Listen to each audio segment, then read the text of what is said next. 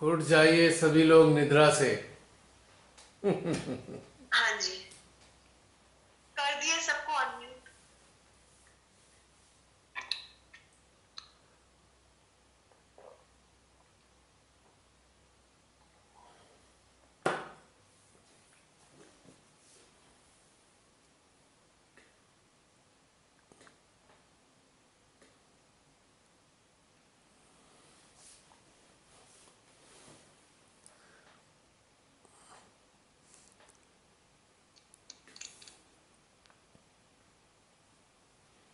मेरी आवाज पहुंच रही है जस्टिन? हाँ जी, आ रही है। ओके।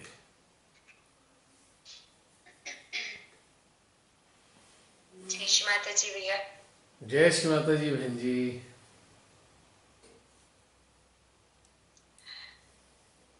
भैया आज का ध्यान तो मुझे लगा जैसे कि मेरे अंदर जो इच्छा जागृत हो रही थी ना, ये जो देश में जो कुछ हो रहा है उसके लिए थोड़ा सा मन बेचैन था कि क्या हो रहा है आसपास। तो ध्यान बिल्कुल मुझे अपने उसी के अनुकूल लगा। और आत्म चिंतन बहुत ही अच्छा था भैया। जैसे ध्यान शुरू हुआ, मेरे अंदर बहुत विचार चल रहे थे। कुछ डेथ्स ऐसी हुई अचानक जिससे बहुत सारे प्रश्न मेरे मन में लगातार उठते ही रहते थे कि कुछ गड़बड़ है, जो ऐसा नहीं होना चाहिए था जो हो रहा है। तो जी। वो विचारों की शांति एकदम से मुझे मिली जैसे ही ध्यान स्टार्ट हुआ। और भैया जो प्रश्न पूछे थे उनके बड़े अच्छे आंसर आ रहे थे। प्रश्न पूरे तो याद नहीं है पर सभी मतलब बड़े अच्छे से टच कर रहे थे। अनुभव हो रहा था। जो पहला ही प्रश्न आपने पूछा कि क्या हमारे अंदर आत्म संतुष्टि है, तो क्या ऐसे लगा मुझे कि जीवन में बहुत सारी चीजों का स्टार्टिंग में अभाव रहा। जब हम सेज में नहीं आए थे तब हमारे अंदर कुछ इच्छाएं थी।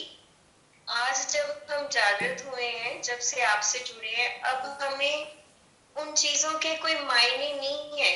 वो चीजें आज हमें लाइफ में मिल रही हैं पर आज उनकी इम्पोर्टेंस नहीं है। आज हम मांग नहीं रहे वो चीजें, पर परमात्मा की इच्छा है तो वो हमें दे रहा है। तो मुझे लगा कि यही आत्म संतुष्टि हुई ना, कि हम हमारे अंदर कोई डिमांड नहीं है पर कभी थी तो वो तो एक दौर में सभी के अंदर रहती है असंतुष्टि। शुरुआती दौर में असंतुष्टि। कहीं ना कहीं असंतुष्टि रहती है, लेकिन जब जुड़ जाते हैं ईश्वर से फिर कोई नहीं तो रहती धीरे धीरे वो ऐसी समाप्त हो डिमांड। जाती है असंतुष्टि। लेकिन उसके बावजूद भी बहुत से लोगों के भीतर असंतुष्टि रहती है। तो उन्हीं के लिए एक प्रश्न था।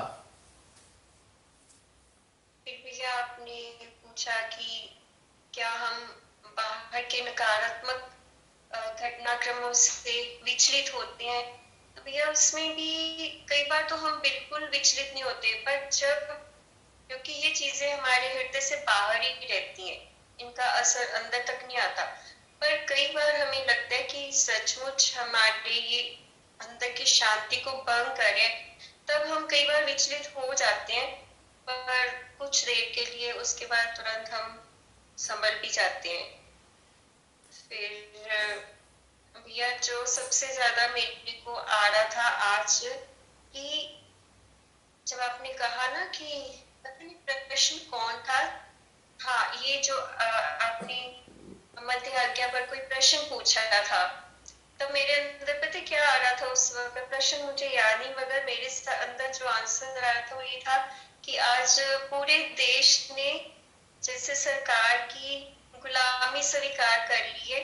हम कितनी भी कोशिश कर ले उनकी मानसिकता को बदल नहीं पा रहे। उसके लिए अंदर बड़ा मेरे अंदर चल रहा था और आपने भी वही बातें करी।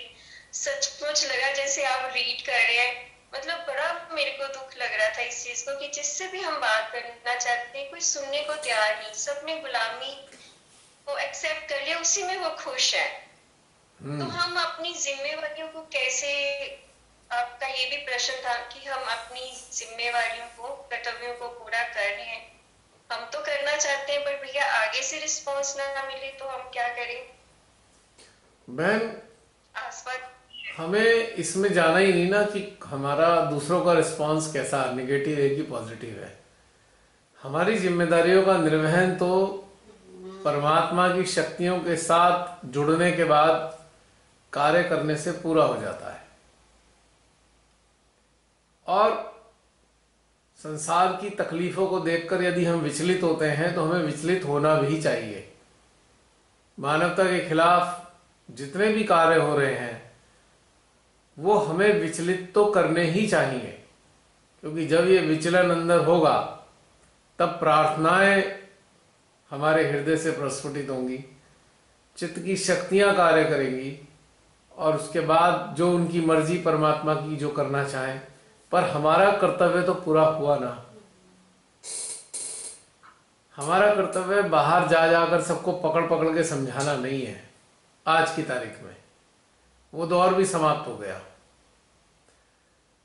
जब गुलामी सबकी चेतना पे छा गई है तो उसमें आप किसी को समझा ही नहीं सकते। समझाने से तो कुछ बात बन ही नहीं सकती, हो ही नहीं संभव। ये संभव ही नहीं है कि कोई समझ जाए, क्योंकि गुलाम हो चुके।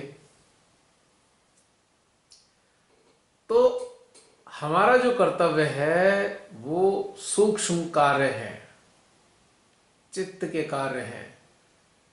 जो भी अंदर आता है उन्हें ईश्वर के हवाले कर दिया जाए या चित्त रखा जाए। चित्त रखने का मतलब ईश्वर के हवाले करना ही है। शब्दों में बोलकर कर लो पूर्ण हृदय से या चित्त डाल लो, बात एक ही है। तो उन चीजों पे चित्त रखें, उन चीजों के प्रति जागरूक बने, हृदय में प्रार्थनाएं करें कल्याण के लिए। तो ये हमारे कर्तव्य आते हैं आज के तारीख के, क्योंकि बाहरी रूप से तो संघर्ष संभव ही नहीं है। बिल्कुल भैया, सुबह उठकर मेरी यही प्रार्थना होती है, सबको स्वास्थ्य दे, सबको सुख शांति दे। क्योंकि इस वक्त मैंने महसूस ये करती हूँ भैया कि सब लोगों के अंदर डर जो है, फियर सा है। हाँ, पता नहीं कैसी हो रही है, डेथ्स बहुत ज्यादा हो रही है, हार्ट अटैक से हो रही है, मगर किडनी फेलियर हो रहा है, मतलब डेथ ऐसे हो रही है। अगर डेंगू हुआ है तो किडनी फेल हो रहा है। तो लोगों को लगता है कि आज तो तंदुरुस्त बंदा है, कल को पता नहीं किसकी बारी आनी है। सबसे पहले यही प्रार्थना होती है। एक्चुअली प्रॉब्लम यह है कि उस दवाई ने हमारे भीतर की रेजिस्टेंस को खत्म ही कर दिया है। हमारा सिस्टम रेजिस्ट ही नहीं कर पाता, जरा सी प्रॉब्लम को झेल नहीं पाता है। मैंने बहुत पहले कहा था कि लोग अचानक से किन्हीं बीमारियों के नाम पे मृत्यु को प्राप्त हो जाएंगे, लेकिन हकीकत है वो दवाई, वही सबसे बड़ा कारण है। रहा सवाल किडनी खराब होने का, वो तो सदा से लोगों की खराब होती आई है, पर सडनली नहीं कोई डेथ होती थी। किडनी से अचानक डेथ नहीं होती है। किडनी तो बहुत पहले बता देती है, कई साल पहले बताएगी किडनी खराब हो गई है, आप उपचार करते रहेंगे, धीरे धीरे धीरे काफी टाइम लगेगा। और अचानक से कुछ नहीं होता। अचानक से इसलिए कारण हो रहा है, वो दवाई लोगों ने खुशी खुशी ले ली जिस भी भाव में। अब वो अचानक से केस ऐसे आएंगे, अचानक किडनी गई, अचानक लीवर गया, अचानक हार्ट गया, अचानक ब्रेन गया। ये सब अचानक वाली कहानियां होंगी। बस ये हो रहा है भैया, ये हो रहा है, मतलब 2 या 3 दिन में बंदा हाँ, स्वस्थ हेल्दी पर्सन जा रहा है, ऐसे हो रहा है। पूरे विश्व में हो रहा है। पिछली बार मैंने बताया था, एक हमारे बहुत नजदीक, उनकी बेटी मुश्किल से 30 इयर्स की है, फर्स्ट क्लास हेल्दी लड़की थी। ससुराल वालों ने नहीं ध्यान दिया, सुनी नहीं इधर की, वो फटाफट उन्होंने सब दवाइयां दिलवा दी अपने पूरे घर को। और वो बच्ची को अचानक तकलीफ हुई, दर्द हुआ, एक दिन दर्द हुआ, दर्द चेक कराया तो पता लगा ब्लड कैंसर है। और जब ब्लड कैंसर का कारण देखा तो डॉक्टर ने, मेदांता के डॉक्टर ने साफ लिखा है दवाई इसका कारण है। उसने इम्यूनिटी खत्म कर दी है पूरी शरीर की। तो ये दवाई कहने को इम्यूनिटी बढ़ाने वाली थी, वो इम्यूनिटी को खा गई है। और जब इम्यूनिटी वीक होगी तो अनेकों अंग जो हमारे मुख्य अंग है वो किसी ना किसी कारण से खराब हो जाएंगे, एकदम चले जाएंगे सडनली। तो ये है सच्चाई। अब ये तो समाज में आपको आए दिन देखना पड़ेगा, पूरे विश्व में हो रहा है ये जो आप बता रहे हैं ना, अचानक से लोग मर रहे हैं, पूरे विश्व में हो रहा है। तो दुखद है। लेकिन समस्या ये है कि जिन लोगों ने अपने आप ही अपने आप को मुसीबत में डाला है, तो उनके लिए आप और हम क्या करें? बस प्रार्थना ही कर सकते हैं। अगर सब लोग जागरूक होते तो किसी की हिम्मत नहीं थी कोई दवाई दे दे किसी को। विरोध होता तो सब 1 मिनट में खत्म हो जाता सारा खेल। पर सबने समझा ही नहीं इस बात को कि वो जहर है। अब कुछ हो नहीं सकता। अब तो बहुत बड़ी संख्या, बहुत बड़ी मात्रा में लोग ले चुके हैं। मुझे तो नॉस्ट्राडामस की कुछ भविष्यवाणियां याद आती हैं। ऐसी स्थिति को देखकर मुझे लगता है कि वो भविष्यवाणी शायद ऐसी अवस्थाओं के लिए उसने की होगी। ने कहा था 9 कोस पर एक दिया जलेगा, यानी कि 2 मतलब थे इसके। मेरे हिसाब से तो एक मतलब ये था कि जागृत मानव 9 कोस पर मिलेगा, और दूसरा मतलब एक ये भी था कि विश्व की पॉपुलेशन इतनी घट जाएगी कि 9 कोस तक इंसान दिखाई नहीं देगा। अब पता नहीं क्या होगा, ये तो परमेश्वर ही जाने। इसके आफ्टर इफेक्ट घातक तो हैं ही, और 5 साल तक घटित होंगे आफ्टर इफेक्ट, 5 इयर्स तक। किसी के जल्दी किसी के देर से होंगे तो हैं ही। अब क्या जाने, कुछ भी नहीं कह सकते।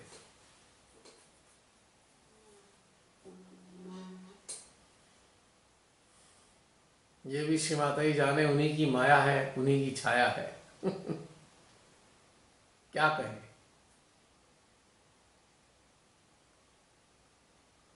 और इस बारे में श्री माता ही बहुत पहले कह ही चुके हैं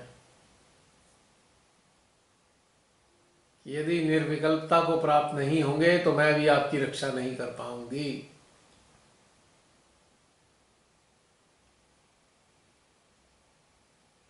तो ये भी अब क्या करें बहन। बस ठीक है, जो हम लोग जीवित हैं, हम लोग जो जीवित बचे हुए लोग हैं जितने भी हैं, बस अपने कर्तव्य पालन कर सकते हैं प्रार्थना के द्वारा, चित्त के द्वारा। अब हम लोग भी और क्या कर सकते हैं।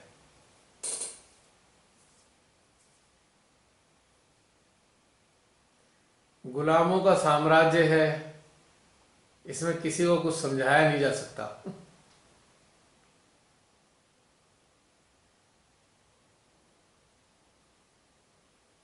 बहुत बड़ी संख्या में सहजियों ने दवाइयां ली हैं, बहुत बड़ी संख्या में। मेरे को लगता है सभी ले चुके हैं, सिवाय कुछ यही वॉलंटियर वाले जो रह गए हैं। बाकी मेरे को लगता है सभी ले चुके हैं। पता नहीं बहन, लेकिन मुझे तो ऐसा है कि बहुत सारे लोगों ने लिया है। मैं क्या नहीं कह नहीं सकता क्या होगा।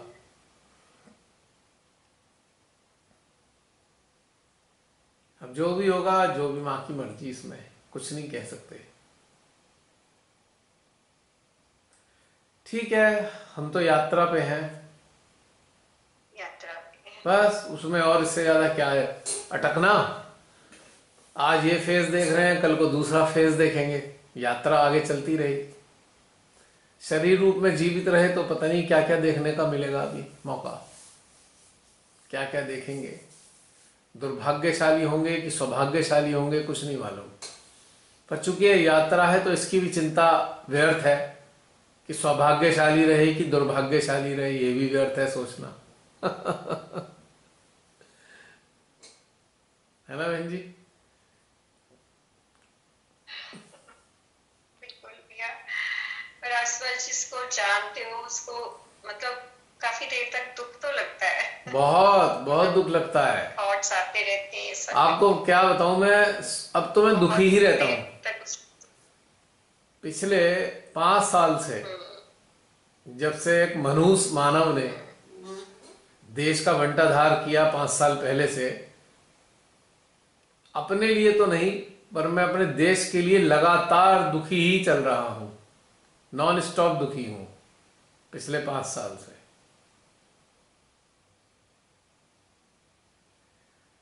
क्योंकि लोग नहीं समझ पा रहे हैं, लोग सेंस नहीं कर पा रहे। पर श्री माता जी ने हमें ये शायद क्षमता दी कि हम ये सेंस कर पाते हैं कि बहुत बुरा हो रहा है और बुरा होने वाला है देश के साथ में, देशवासियों के साथ में। सेंस कर पा रहे हैं, इसलिए दिल दुखी ही रहा है, तब से दुखी है।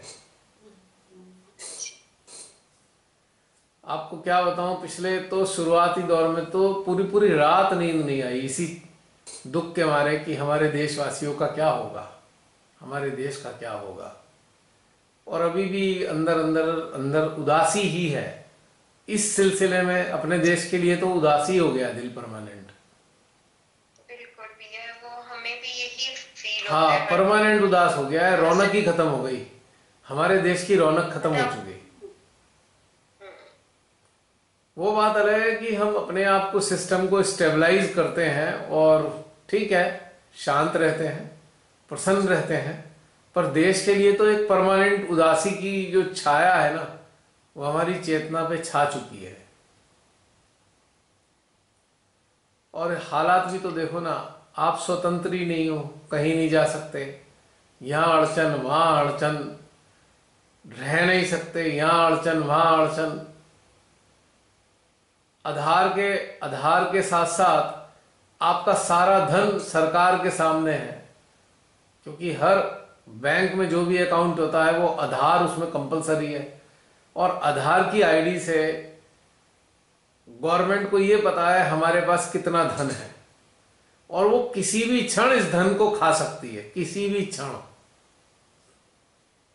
कोई भी नाटंकी कर कर ये मनुष्य मानव लुटेरा लूट सकता है हम सबको। कभी कहेगा देश गरीब हो रहा है, पैसे की जरूरत है, आप सब पैसे दे दो। अब हम कहेंगे नहीं दे रहे, तो कहेगा हम बैंक से खुद ही ले लेंगे, क्योंकि सारी डिटेल हमारी इनके पास है, बैंकों की। तो समझिए कितना बड़ा ट्रैप है ये। देश की खुशहाली के साथ तो एक खिलवाड़ कर दिया, एक षड्यंत्र रचा है देश की खुशहाली को खत्म करने के लिए। यह हकीकत है। तो ये एहसास कर करके दिल उदास रहता है, अपने लिए तो नहीं, लेकिन चारों तरफ देखता हूं तो बहुत उदास होता है दिल। और उससे ज्यादा दुख तब होता है जब सहजी ऐसी बातें करना शुरू कर दें गुलामों वाली, तो बस हाइट ही हो जाती है दुख की कि श्री माता जी को जिनसे उम्मीदें थी वही गुलाम हो गए, तो क्या करेंगे। बिल्कुल। तो इसलिए वो भी खत्म हो गया है, वो भी चारण खत्म हो गया।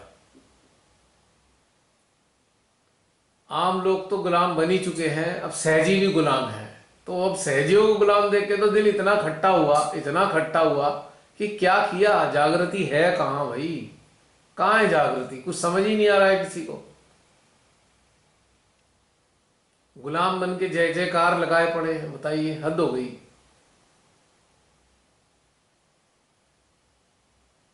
बहुत अफसोसजनक है इसी।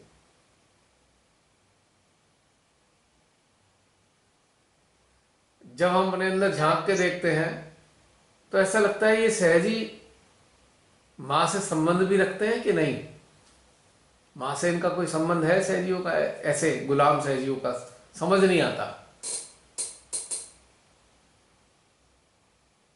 और एक दिक्कत यह है ना कि जिनका माँ के साथ संबंध नहीं है तो उनका हमारे साथ क्या संबंध होगा, क्योंकि हमारे संबंध तो माँ के साथ ही जुड़े हुए हैं।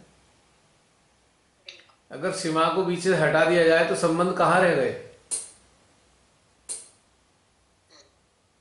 और और ये बात पक्की है कि गुलाम तो माँ के सहजी नहीं हो सकते। जो राक्षसों की गुलामी करे वो माँ का बच्चा तो नहीं हो सकता, वो माँ का यंत्र तो नहीं हो सकता।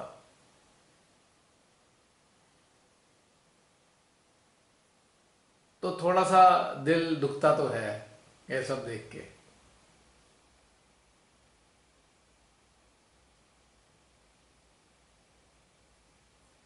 अच्छा, अभी भी अपने ही चक्करों में उलझे हुए हैं सहजी, अपना ये अपना वो अपना। मैंने कहा भाई कहाँ से कहाँ पहुंच गया हमारा देश, होश नहीं है बिल्कुल भी, कौन सी दुनिया में रह रहे हैं भाई, कुछ नहीं होश, सजगता नाम की चीज नहीं है।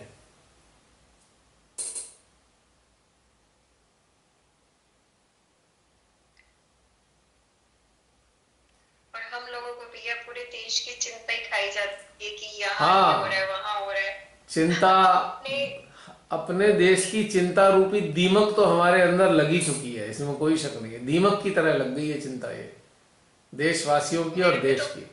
कुछ पेट में कुछ होने लग जाता है ऐसे। वो हाँ, क्या फियर लगता है, नहीं कुछ फियर होता नहीं है है, मेरे ये फियर, भीतर, पता नहीं क्या चीज होती है। नहीं ये फियर नहीं है, ये पीड़ा का ही एक रूप है। ये बिल्कुल ऐसे है जैसे एक इंसान है और हमें पता है ये मरने वाला है और हम उसे बचा भी नहीं सकते, और हमें पता है पर उस इंसान को नहीं पता कि वो मरने वाला है। हमारे सामने एक इंसान पड़ा हुआ है, वो सोच रहा है मैं ठीक हूं, पर हमें पता है वो मरने वाला है और हम बचा भी नहीं सकते, ऐसी स्थिति होती है। तो पीड़ा तो होती है ना। बिल्कुल भैया, अपनों को खोकर भी नहीं वो समझते। मैंने कहा ये सब इस दवा के कारण हुआ है। हाँ, आज तक ऐसा थोड़ी हुआ कि हार्ट अटैक हुआ और डेथ हो रही है कि किडनी फेलियर। वो कहते नहीं, डॉक्टर ऐसा नहीं कहता। ना ना, ये कभी तो भी लोगों ये तो पहले ही बता दिया था, मैंने ही बता दिया था, और वायरोलॉजिस्ट जो थे बहुत से जो इनके विरोध में थे उन्होंने बता दिया था कि यही यही लक्षण पैदा होंगे, अचानक लोग किडनी से, हार्ट से, इससे फेलियर से मरेंगे। पहले ही बता चुके हो तो ये बात हाँ जी, आपने भी वही देखे आपकी होंगे, सुने बातें। होंगे। और मैंने जो अध्ययन किया तब भी मैंने बताया भाई, लोगों से बहुत रिक्वेस्ट की मैंने, मत इस चक्कर में उलझो, मत जहर लो अपने अंदर, लेकिन मान कौन रहा है। नहीं नहीं, हमें विदेश जाना पड़ता है, हमें यात्रा करनी पड़ती है। भैया अब यात्रा कर लो, अब जीवित रहोगे तभी तो यात्रा करोगे ना। तो अंतिम यात्रा की तैयारी कर लिए तो क्या करूं मैं।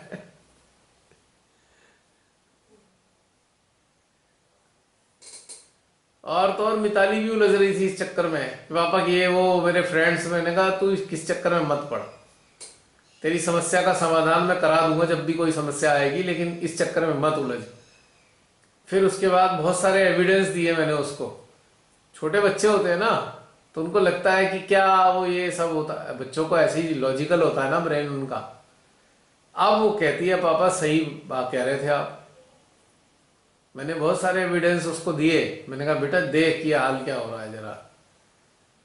मतलब पता लगा 18 साल का बच्चा मर गया, कोई 25 साल का बच्चा मर गया, बताइए क्या अचानक डेथ हो रही है, हार्ट अटैक बच्चों को आ रहे हैं, तो हार्ट फेल हो रहे हैं बच्चों के। सोचिए आप, इतने साल तो मेरे को भी हो गए जी, इतने साल तो मेरे को भी हो गए देखते देखते, कि बच्चे तो ऐसे कभी नहीं मरे। नहीं, कभी भी नहीं हुआ है इस चीज। इतने सारे बच्चे कम उम्र में मर रहे हैं हार्ट फेलियर से,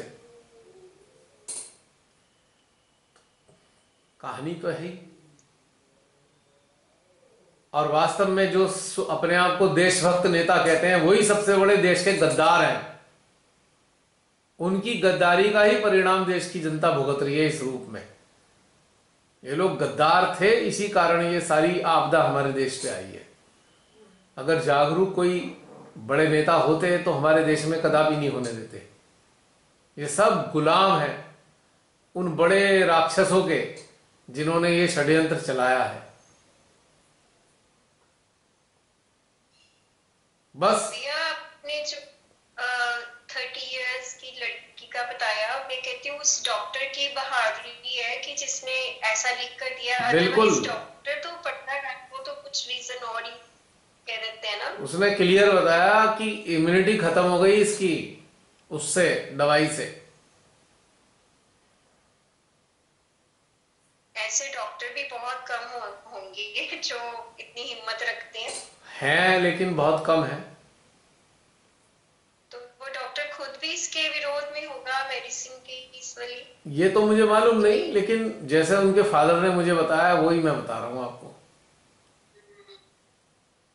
और फादर ने अपने घर में किसी को दवाई नहीं लेने दी। जागरूक थे। जागरूक क्या थे, मैं उन्हें इन्फॉर्मेशन देता रहता था। पहले तो उनका भी मन कर रहा था ये लगवाने, फिर मैंने उन्हें कहा तो फिर वो समझ गए, फिर बोले नहीं हम नहीं लेंगे अब। और उन्होंने उधर भी कहा तो, पर उनके ससुराल वाले माने नहीं उस बच्ची के। अब कह रहे हैं जी आप तो आप हमारे लिए कुछ ऐसा करा देते अरेंजमेंट। बोले आप तो, इन्होंने फादर ने कहा भाई मैं तो कहा, इशारा भी किया, पर आपने हमारी सुनी नहीं। अब वो छोटे छोटे बच्चे हैं उसके बेचारी के, अब क्या होगा। आप जानते हो कैंसर का मतलब क्या होता है। अभी उसकी 2-3 कीमो हुई हैं, निढाल हो गई बिल्कुल। 30 साल की बच्ची चल भी नहीं पा रही है, आप सोच लीजिए। एयरपोर्ट पे स्ट्रेचर से ले आना पड़ रहा है। अब वो आती है दिल्ली मेदांता के लिए, एयर फ्लाइट से आती है, उसे व्हील चेयर पे लाते हैं, व्हील चेयर पे ले आते हैं। इतनी सी बच्ची की इतनी हालत खराब हो गई, दूसरी या तीसरी कीमो में ही बैंड बज गया शरीर का, खत्म हो जाता है शरीर कीमो से। और मैंने उन्हें यह भी कहा कि इनके माँ बाप को कहना कि कीमो ना कराएं, पर वो फिर नहीं माने। वहां उधर के ससुराल वाले फिर कीमो करा दी उसकी। कुछ नहीं सुनते ना ये लोग भी, जागरूक नहीं है लोग। जो पैसे वाले पढ़े लिखे लोग होते हैं ना, वो सोचते हैं सारे लोग मूर्ख हैं, हम ही समझदार हैं। और सबसे ज्यादा मूर्ख वही साबित होते हैं, क्योंकि अपने आप को मौत के मुंह में वो खुद ही ले जाते हैं। बहन, पैसे से इंसान का जीवन नहीं बच सकता, समझदारी से बच सकता है। अगर आप जागरूक हो, अगर आप भारतीय आयुर्वेद में विश्वास करते हो, हमारे ऋषि मुनियों की जो उपचार थे उनमें विश्वास करते हो, तो ही जीवन बच सकता है। आज की मेडिकल साइंस गंभीर रोगों में तो आपको बचा ही नहीं सकती, क्योंकि ये मेडिकल साइंस ही नहीं है, ये एक षड्यंत्र है। लोगों को पैसे से और शरीर से बर्बाद करने का षड्यंत्र है आजकल की मेडिकल साइंस का। जो अच्छे पैसे वाले लोग हैं ना, वो उनको इसी चीज का अहंकार होता है, अरे हम कर लेंगे, हम अमेरिका करा लेंगे इलाज। अरे इलाज सारी दुनिया में एक सही इलाज है, कहीं अंतर नहीं है, एक ही पद्धति है। बल्कि यूरोप के लोग यहाँ आके इलाज कराते हैं, सस्ता इलाज होता है भारत में, क्योंकि उन्हें कहते हैं वहां भी इक्विपमेंट वही है, यहाँ भी इक्विपमेंट यही है, कोई अंतर तो नहीं है इक्विपमेंट का। इलाज सब पूरी दुनिया में एक है इन बीमारियों का, क्योंकि इन बीमारियों का इलाज उन्हीं महाराक्षसों ने निकाला हुआ है ना। और डॉक्टर लोग अंधानुकरण करते हैं, जानते हुए भी कि ये जहर दे रहे हैं, लेकिन उनकी ही पद्धति अपनाते हैं, उन राक्षसों की, क्योंकि उन्हें तो अपना धन कमाना है ना। बड़े बड़े सर्जन अपना इलाज आयुर्वेदिक ही करते हैं, मैं आपको बता दूं। मैं बहुत सारे ऐसे लोगों को जानता हूं, वो दवाई, गर्म दवाइयां नहीं खाते हैं, पर मरीजों को अपने खिला देते हैं वो, क्योंकि उनका धंधा है। मैंने एक उसमें वीडियो में देखा था कि ये जो सारी दवाइयों की कंपनी है, यही सारे मेडिकल कॉलेजेस का सिलेबस डिजाइन करती है। मैं बता ही रहा हूँ ना, वही तो बता रहा हूँ। हाँ, तो जो हमारे जो रिसर्च इंस्टीट्यूट्स है ना, जो स्टूडेंट्स भी निकलते हैं, उनको रिसर्च का टॉपिक ही नहीं है, क्योंकि उन्हें मतलब उस लेवल पे तैयारी नहीं किया गया कि वो सही और गलत का बता सके। जैसे आज की डेट में कोई भी एलोपैथी डॉक्टर को पूछेंगे वैक्सीन लगाना चाहिए कि नहीं, तो सारे कहते हैं लगाना चाहिए, हेल्दी है, सेफ है, इम्यूनिटी के लिए। पर उनको कभी वो लेवल का रिसर्च ही नहीं करा है जिसमें वो यही बता सके कि क्यों हानिकारक है। उनको लगता है ये सही है, क्योंकि उनके सिलेबस में ही नहीं है, उन्होंने पढ़ा ही नहीं है। और जितने भी नेचुरोपैथ्स हैं सब इसके अगेंस्ट में है, या जो खुद वैक्सीनेशन के जैसे जो सीईओ नाम है मत लो फाइजर का, भाई, उन्होंने इस भी बताया कि जसलीन, ये लोग इसका बहुत नाम हाई मत लो, लेवल वीडियो बैन हो जाएगा नाम ये। नहीं। हाँ, सॉरी, तो उन्होंने बताया है कि उसमें भी बहुत सारे इसमें कंटेंट्स है जो लीथल है, नुकसान करेंगे। वही हाँ, बता रहे थे। वही तो। हमारे मतलब जो जनरेशन है उनको ये नॉलेज ही नहीं देती ये लोग कि क्या है अब इसमें इन मतलब। अब इन षड्यंत्रकारियों का हाल देख लो, अगर आपने नाम ले दिया तो वीडियो ही ब्लॉक कर देते हैं ये। तो इससे ही समझ जाना चाहिए लोगों को कितना बड़ा षड्यंत्र है ये। हाँ, ये लास्ट ईयर भी तो हुआ था, सारी चीजें बैन हो गई थी। जो अभी भी हो रही हैं, अभी भी हो रही हैं बैन। नहीं, वीडियोस बैन हो रहे, ट्रीटमेंट भी तो बैन हो गया था। हल्का सा कोई डायबिटिक भी है तो भी उसको कोई ट्रीट नहीं कर रहा था लोकल डॉक्टर, आपको हॉस्पिटल ही जाना है। हाँ, हॉस्पिटल जाना है ताकि मर जाओ आप, और लिखा जाएगा उससे मर गए, ड्यू टू वायरस से दिस, मर हाँ, गए। Due to. ये षड्यंत्र था कि लोग देखो, इन्होंने स्टडी करी, सालाना लोग, कई लाख लोग वैसे ही मरते हैं डिजीजेस से। तो इन्होंने इसे एपिडेमिक कैसे बनाया कि जो रेगुलर डिजीज से मरने वाले लोग थे उनको ट्रीट नहीं करने के लिए बैन कर दिया, उन्हें ट्रीट नहीं करने दिया, वो वैसे ही मर गए, तो इन्होंने फैला दिया डिजीज से मर गए, एपिडेमिक से मर गए। समझ रहे हो मेरी बात? बिल्कुल। और ये खुलेआम हुआ है, कोई एक्सीडेंट में मरा उसका नाम भी इसमें डाल दिया, किसी ने सुसाइड किया सुसाइड। उसका नाम भी इसमें डाल दिया। अरे शरीर को, एक्सीडेंट में मरे हुए शरीर को वो दिखाया, दी इसका हमने वो कराया, उसमें ये निकला। अरे मूर्ख हो क्या तुम? मरे हुए की भी कोई करता है ऐसे? जिससे ये दिखाना था, इन्होंने संख्या दिखानी थी कि हाँ इससे महामारी साबित हो सके। इतना भयंकर षड्यंत्र था भाई, हद हो गई। लेकिन पर कल मैं, लेकिन इस षड्यंत्र को सॉरी, कामयाब बनाया किसने है? इन दुष्टों ने नहीं बनाया, राक्षसों ने, मूर्ख जनता ने बनाया इसको कामयाब, महामूर्ख जनता ने। आई एम सॉरी टू से। जो टीवी देखने वाली और अखबार पढ़ने वाली जनता है ना, अंधविश्वास करने वाली जनता टीवी और अखबारों पे, और तथा कथित अंधभक्त जनता, उन्होंने इसे कामयाब बनाया। अब ये तो अगर शुरू, डरपोक है, वो भी हाँ, इस कैटेगरी में है। जो बहुत ज्यादा डरते हैं ना, वो लोग भी इसी कैटेगरी में आते हैं कि उनका पहले नंबर लगता है। बहन अब डरना वरना तो गया, अब तो इंतजार करना चाहिए अब कौन सी मुसीबत आएगी। अब वो ऐसे लोग अब समझ रहे होंगे कि हम फंस गए, अब इसका कुछ हो नहीं सकता, उतार नहीं है इसका कोई। वेट एंड वॉच वाली कहानी आ गई है।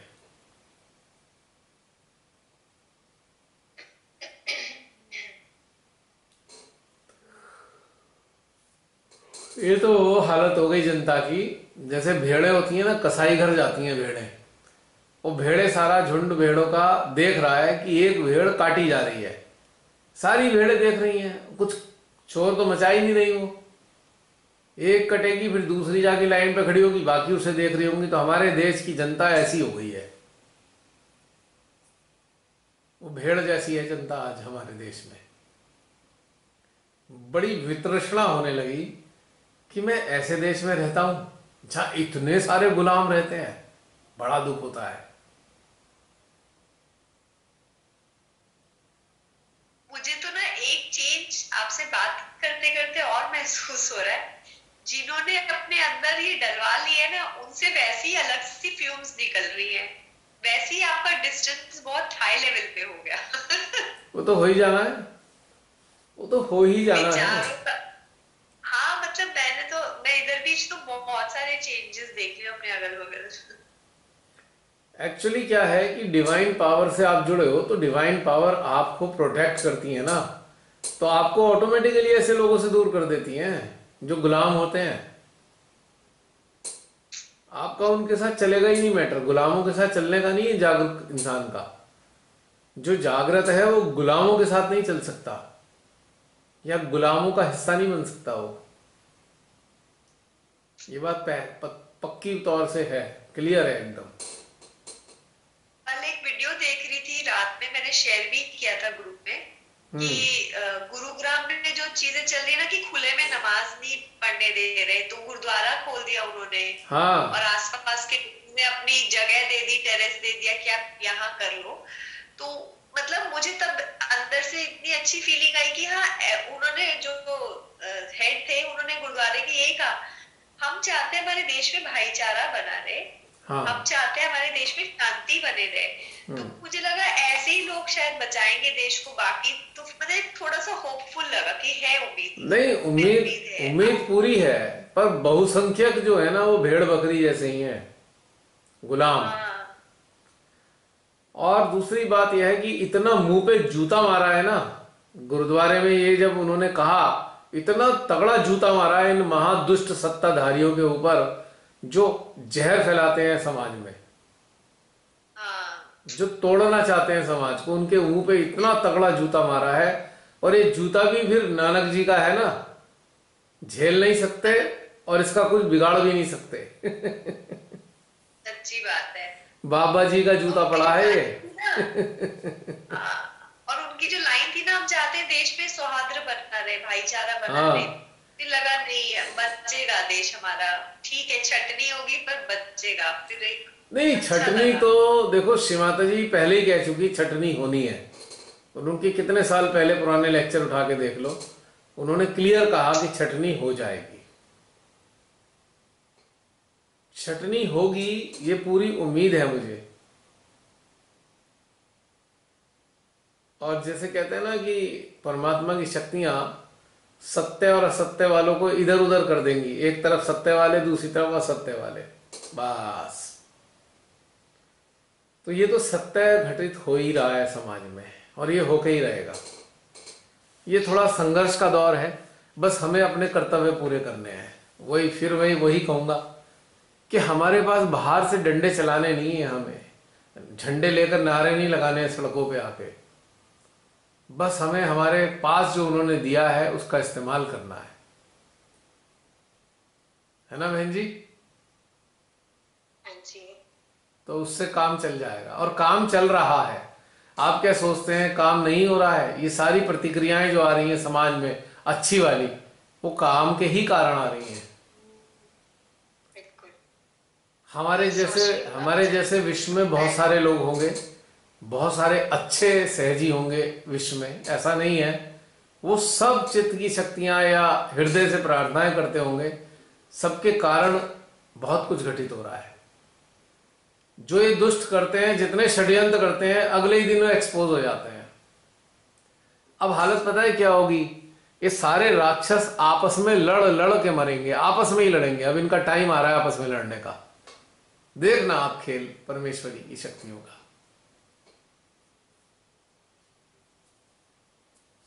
आपस में लड़ लड़ के खत्म होंगे ये, एक दूसरे को गिरा गिरा के। एक कांड तो कल ही हो गया। क्या? भारत के प्रधानमंत्री ने पूर्वांचल एक्सप्रेस वे के उद्घाटन के अवसर पर मुख्यमंत्री को छोड़ दिया पैदल, ऐसी वो धक्के खाता हुआ अकेला आ रहा है चलता हुआ। कोई नहीं उसके साथ। तो अच्छा। हो गई शुरू, मैंने हो गया शुरू। और इन दोनों का तो चल ही रहा है। राजस्थान का मुख्यमंत्री प्रधानमंत्री के एस्कॉर्ट ने उसे हाथ से खींच कर हटा दिया कि हट जा, सामने से फोटो खींचने दे प्रधानमंत्री का। क्या? तो शुरुआत हो गई ना बहन जी।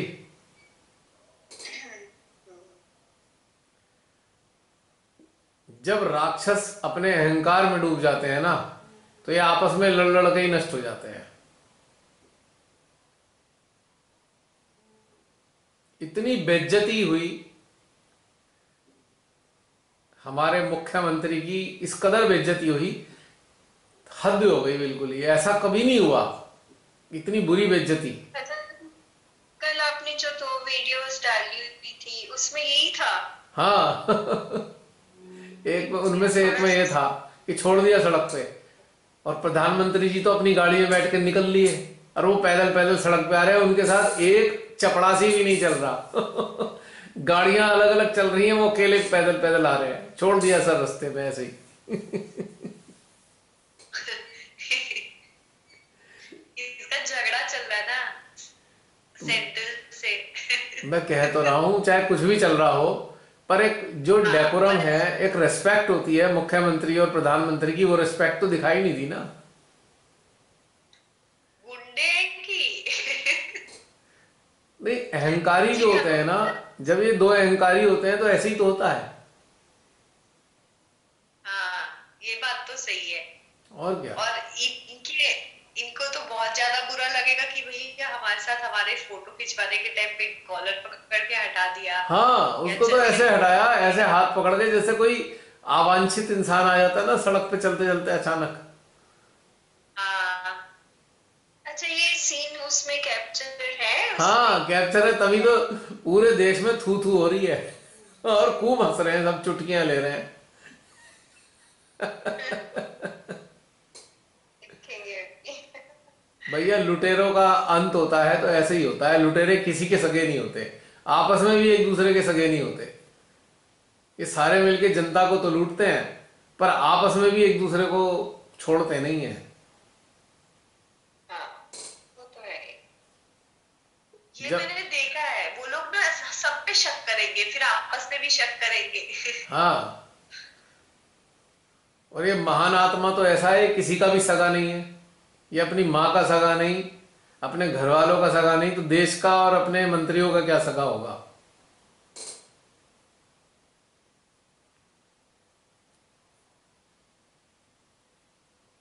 ऐसे लोगों को देखा है, बड़ी करीब से समझ आती हैं ये बातें आती सच है ना मुच बहन में। जी।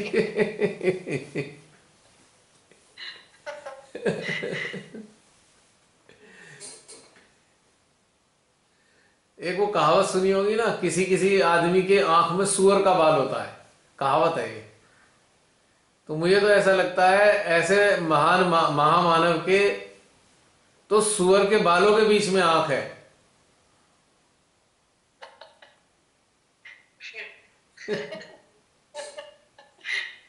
सही कहा। ये ऐसे बोलते हैं उसकी आंख में सुअर का बाल आ गया। हाँ, तो मुझे तो सुअर के सेल्फिश है जो बालों में आंख कुछ नजर ज्यादा आती है। बालों पे ही आंख। अभी बदलते नहीं, आपने ये भी कहा था सचमुच में उनकी मनोवृत्ति कभी नहीं बदलती। असंभव, ऊपर से जितना असंभव, मर्जी बदल ही नहीं सकती। सब।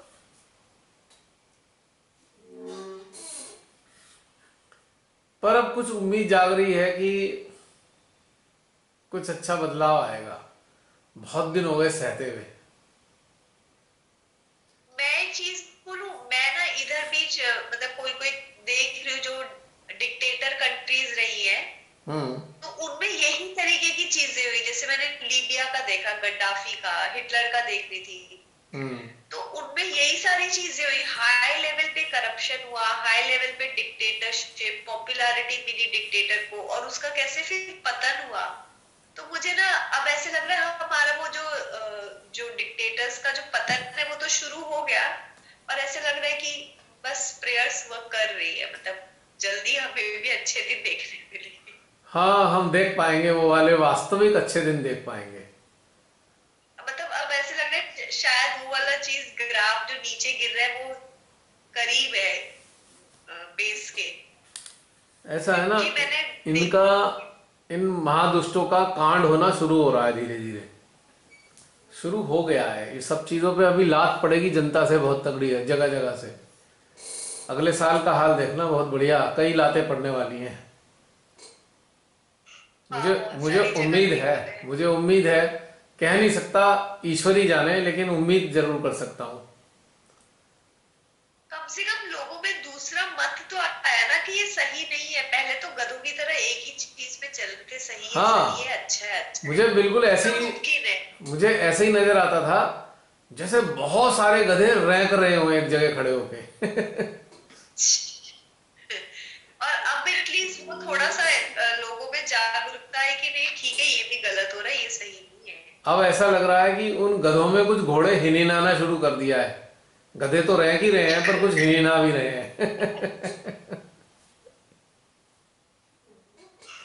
अंतर आ रहा है।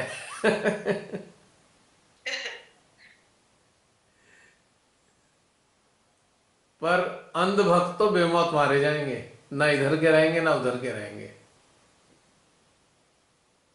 हाँ ये वाला, अच्छा ये वाला जो पैटर्न है ये भी कॉमन है। जो अंधा भक्त है वो तो अंधा ही है, वो हर जगह वो ब्लाइंड फॉलोअर है उस डिक्टेटर का। हाँ, तो ये वाली चीज कॉमन है, पर उनको उसकी हर चीज अच्छी लगेगी। पर अंधभक्तों को कल वाले सीन से सीख ले लेनी चाहिए। जब इतने बड़े मुख्यमंत्री को सड़क पे छोड़ दिया और खींच के हटा दिया, तो उन अंधभक्तों का क्या होगा? वो तो मेरी बेभाव मेड गए को बताया हैं। कि अगले महीने से, मैंने अपनी मेड को बताया कि तुम्हारा राशन नहीं आएगा अगले महीने से, बंद हो गया वो स्कीम। तो कहती मर जाए या मर जाए। वो भी बेचारी अनपढ़ सी है, फिर भी कहती है इसने हमें बर्बाद कर दिया, रोटी भी नहीं मिल रही हमको। पर पढ़ा लिखा इंसान बोल दे मैं मानती नहीं।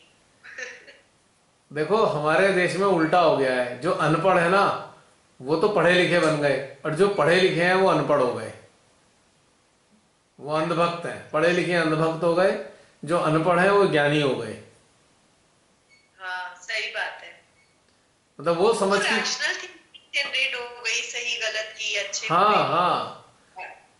पर इन पढ़े लिखे गुलामों का क्या होगा? इनकी तो विवेकहीन हो गए हैं पूरी तरीके से, पूर्णतया बहुत विवेकहीन। ज्यादा। मुझे तो कोई दिखता ही नहीं है कि कोई समझे बातों को।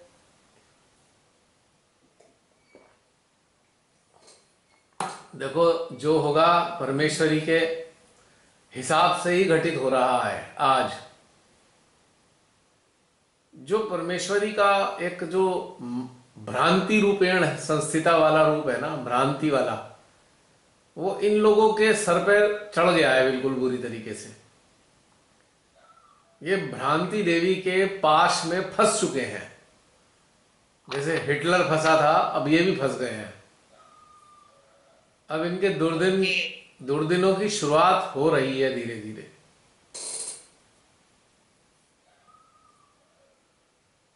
इन लोगों की जो पूर्व जन्मों की पुण्याई थी, उन्होंने इन्हें बचा रखा था अभी तक।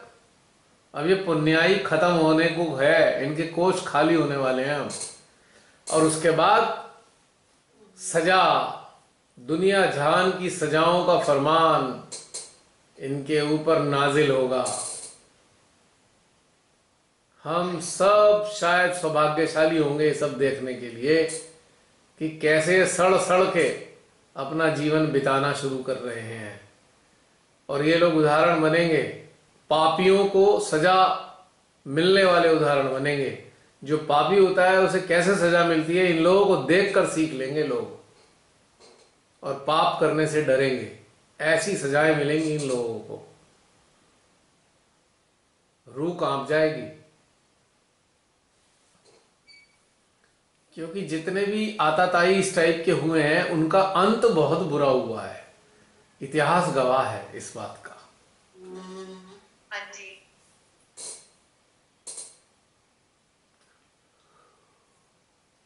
होती है समस्याएं तो, पर सुधार भी होते हैं कभी ना कभी।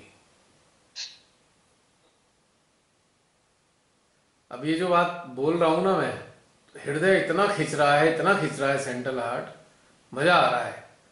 श्री माता जी की जो जो एक अनुमति कह दीजिए या एक एडवोकेसी महसूस हो रही है, सहमति इसमें, इन बातों में।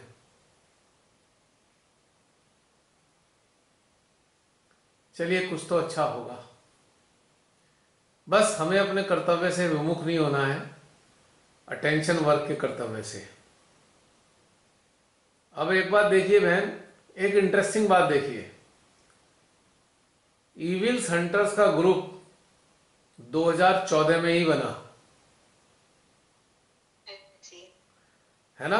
तब तक ये खराबियां दिखाई नहीं दे रही थी हम सबको। तब तक केवल हमें आईएसआई और तालिबान के आतंकवादी दिखाई देते थे उस जमाने में। तालिबान के कारण वो बनाया गया, लेकिन वो किस लिए बनवाया गया अब वो सबको समझ में आ रहा होगा। 2014 से अब ये 21 आ गया, 7 साल। और 7 साल ही हमारे देश का बेड़ा गर्क होने में हो गया है, लगातार बेड़ा गर्क हो रहा है हमारे देश का 7 साल से। तो है ना को रिलेशन हमारे इस ग्रुप के फॉर्मेशन में और इस घटनाक्रम में कितना गहरा को रिलेशन है। श्री माता ही ने प्रेरणा देके बनवाया आश्चर्यजनक तरीके से। आधार किसी और को बनाया, लेकिन घटनाक्रम हमारे देश के लिए बनाया।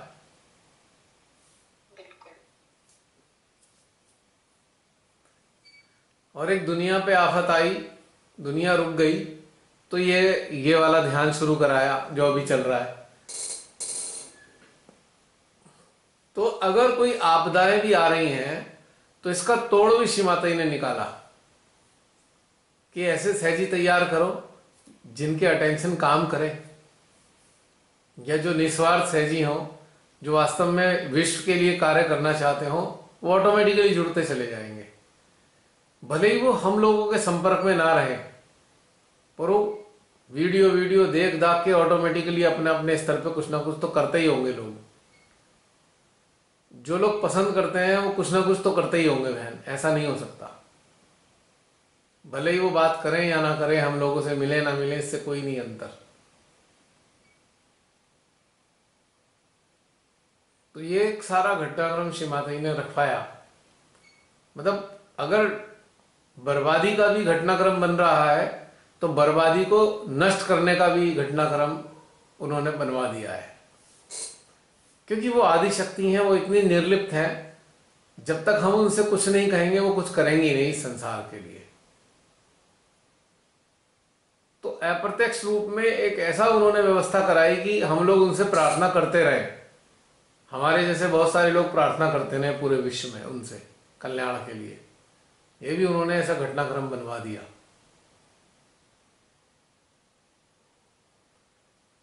मतलब जिस तरीके से कहीं ना कहीं पूरे विश्व में बहुत सारे लोग करते जरूर होंगे, ये दुनिया ऐसे ही नहीं चल रही है, अच्छे लोगों के ऊपर ही टिकी हुई है।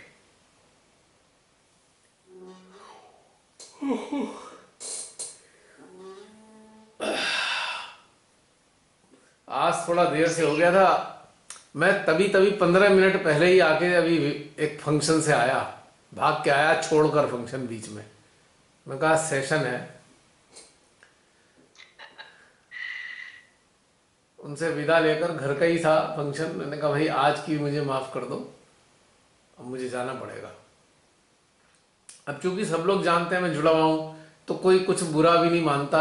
उन्हें पता है कि अगर ये जाना है तो जाना ही है। इसने सबने एक्सेप्ट कर लिया ये बात, और बिना बुरा माने एक्सेप्ट कर लेते हैं। पहले भी कई बार ऐसा होता रहा है, अभी भी आगे भी होता है, तो कोई कुछ नहीं बुरा मानता। बल्कि बहुत से लोग खुशी होते हैं, चलो भाई एक इंसान तो सही रास्ते चल रहा है ना।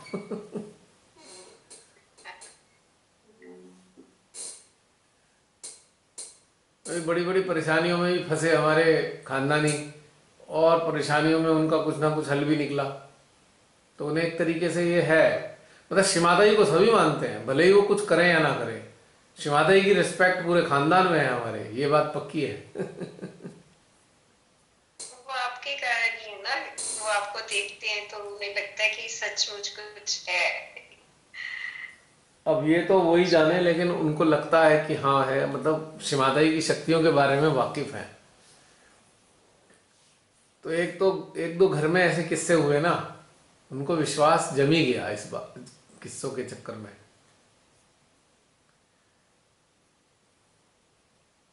एक हमारी बच्ची को थोड़ी प्रॉब्लम हो गई थी, तो सब बहुत घबरा गए। लेफ्ट साइड की प्रॉब्लम हुई उसको हमारे घर में, खानदान में। तो मेरे को 2:30 बजे फ़ोन आया, मेरी भतीजी ने बोला चाचा चाचा ऐसा ऐसा हो गया है। मैंने कहा अच्छा आता हूँ मैं 10 मिनट में वहाँ पहुँच गया था। और जो भी श्री माता जी ने प्रेरणा दी वो किया, तो वो नॉर्मल हो गई। तो इस घटना का पूरे खानदान में चर्चा। तो इसलिए और भी बहुत सी चीज़ें हुई, लेकिन ये सबसे बड़ी घटना थी ये। तो इस बात की चर्चा पूरे खानदान में और दूर दूर तक हो गई। तो इसलिए मेरे को कोई कुछ कहता नहीं है, इफ एंड बट नहीं है मेरे लिए। ऐसा क्यों? उन्हें पता है अच्छा, वो कहेंगे हाँ हाँ ठीक है, मतलब उन्हें कोई बुरा नहीं लगता अब। और जबकि मैं सबसे खानदान में अपने सबसे छोटा हूँ, अपने उसमें आयु में, भाई बड़े भाई वगैरह सारे मेरे से ही बड़े हैं, लेकिन फिर भी कुछ नहीं बोलता, कोई भी कुछ नहीं कहता, क्योंकि कितने सालों से देख रहे हैं मेरे को, मेरा जीवन देख रहे हैं। ये आत्म ज्ञान, ये सब अनुभव किसी के पास नहीं है, छोटे या बड़े होने से नहीं है। है ना, आपके पास जो कुछ है बाकियों के पास नहीं, नहीं ना। वो इतना ज्यादा गहनता से तो नहीं जानते, लेकिन बहुत सारी एक चीज देखते हैं ना कि पूरा डेडिकेटेडली मैं पिछले 21-22 साल से जुड़ा हुआ हूँ, और वो फंक्शन, सैकड़ों फंक्शन हो गए घर में, और जब कहीं मुझे जाना हुआ तो मैंने 1 सेकंड में छोड़ दी सारी चीजें। वो ये पता है ना, मतलब मृत्यु हो या फंक्शन हो, अगर कहीं प्रोग्राम फिक्स हो गया है तो मृत्यु और फंक्शन का कोई महत्व नहीं रहा फिर। ऐसा भी घटनाक्रम हुआ ना, और उन्हें खराब नहीं लगता, बल्कि मतलब वो खुशी होते हैं इस बात से भी। ऐसा नहीं है कि उन्हें बुरा मानते हो कि भाई चला क्यों गया, वो खुश होते हैं कि उसे पता है कि, उन्हें पता है कि ये एक अच्छे, मतलब सही मिशन पे है ये, और समय समय पे सलाह भी ले लेते हैं। परेशान होते हैं, बहुत दुखी होते हैं, जब फ्रस्ट्रेट होते हैं या डिप्रेशन में होते हैं तो फिर आ भी जाते हैं भाई लोग, बात भी कर लेते हैं, यार बता कैसे करें, ये हो गया, फिर काउंसलिंग होती है उनकी।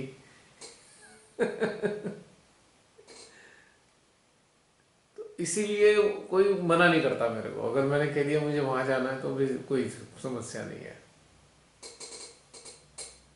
मेरे लिए हर चीज की छूट है, आऊं ना आऊं, जाऊं ना जाऊं, कोई कुछ नहीं कहेगा। आपकी सलाह भी तो भैया बिल्कुल 16 लेख सही होती है ना, उफ, बट की कोई गुंजाइश नहीं होती उसको। मतलब आपका चित्त उस वक्त इतना हर चीज के लिए परफेक्ट होता है ना कि हमें लगता है कि जो आपने कह दिया वो होना ही है, तो इसको फॉलो कर लो। नहीं बहन, ऐसा नहीं है। ऐसे देखिए, वो सारे लोग संसार से जुड़े हुए हैं पूरी तरीके से, ऐसा नहीं है कि उन्हें सारी चीज ऐसे ही लगती हैं, लेकिन उन्हें कहीं ना कहीं एक विश्वास होता है कि ये जो कहेगा ना हमारे हित में कहेगा, बस इतना ही है। उन्हें ज्यादा समझ नहीं आती, और उन्हें पता है ये हितार्थ ही है, बस ये इतना विश्वास है उन्हें। तो इसलिए कोई समस्या नहीं है मेरे लिए, मेरे जीवन में कोई समस्या नहीं है किसी की, घर परिवार से, क्योंकि उन्होंने देखा है ना, मैंने बहुत कुछ छोड़ दिया, एकदम त्याग दिया बहुत सारी चीजों को, और मुझे कोई चीज अपील नहीं करती। वो ये भी देखते हैं इसे संसार की चीजें कोई भी आकर्षित नहीं करती हैं, धन वन, कोई दौलत, कोई आकर्षण नहीं है मेरे को, ये वो जानते हैं इस बात का कि मेरे लिए इन सब का कोई मोल नहीं है, केवल अच्छे हृदय का मोल है। तो सब करोड़पति हैं, बहुत पैसे वाले हैं ज्यादातर भाई बंधु, लेकिन उन्हें पता है कि इसके लिए कोई महत्व नहीं है इन पैसे वैसे का।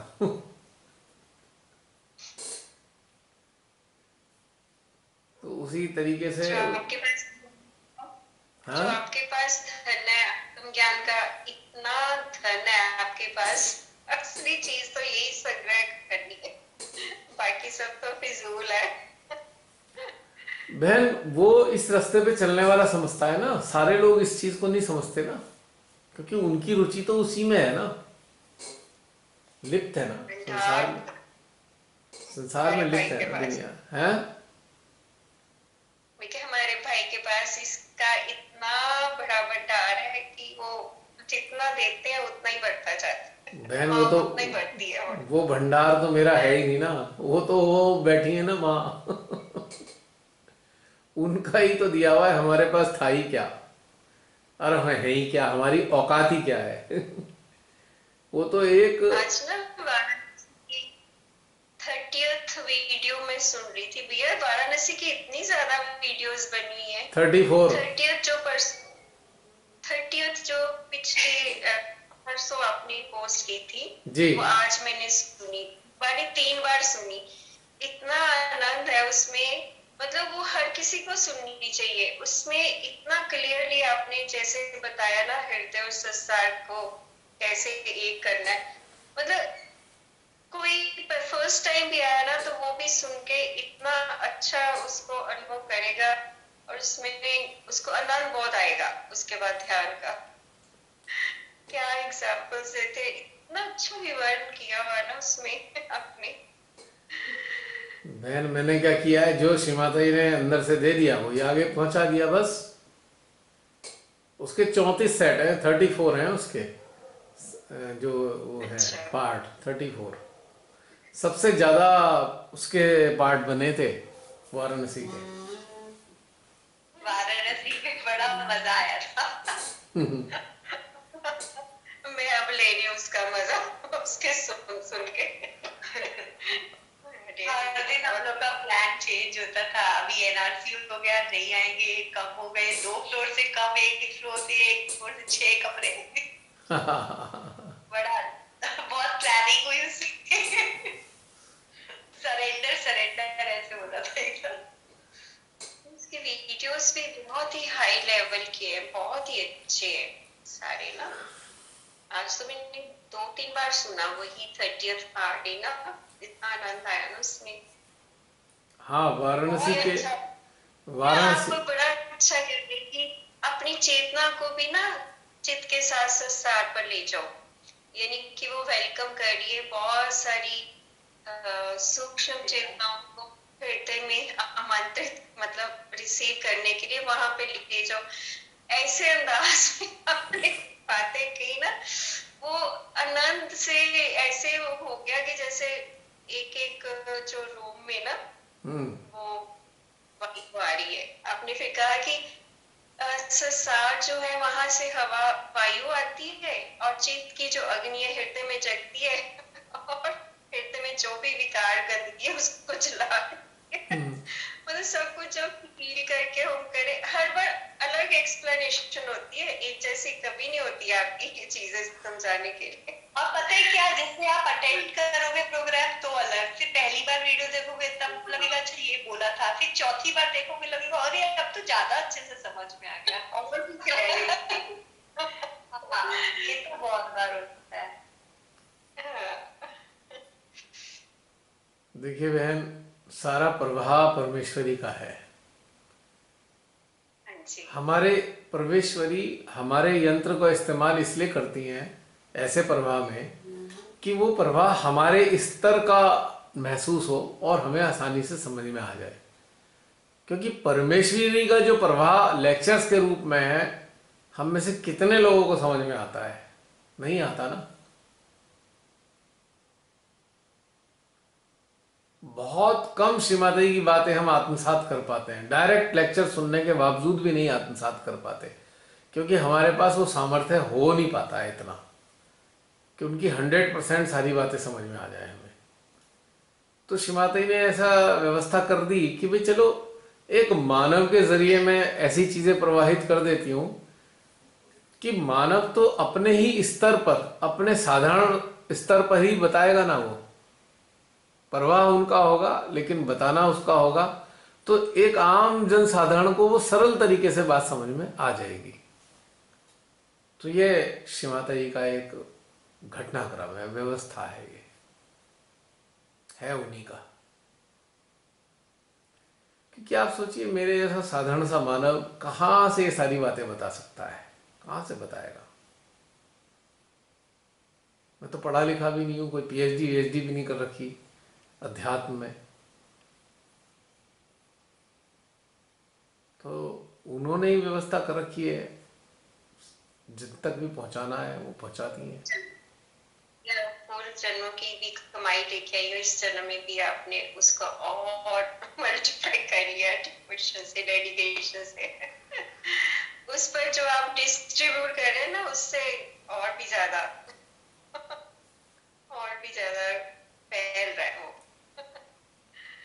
अब बहन, इस पिछले जन्म में तो क्या हुआ मालूम नहीं, लेकिन इस जन्म का तो ये पक्का हो चुका कि अगला जन्म तो मैं लेने वाला नहीं, किसी भी कीमत पे नहीं लेने का, कुछ भी हो जाए। अब श्रीमाता जी भेजेंगी तो बात अलग है, पर मैं अपनी मर्जी से नहीं आऊंगा, क्योंकि मैं फेडअप हो गया इस संसार में मार काट, लोभ और समझ लीजिए मानवता का हनन देख देख के इतना पीड़ित हो चुका है मेरा हृदय, मैं तो दोबारा जन्म नहीं लेने वाला।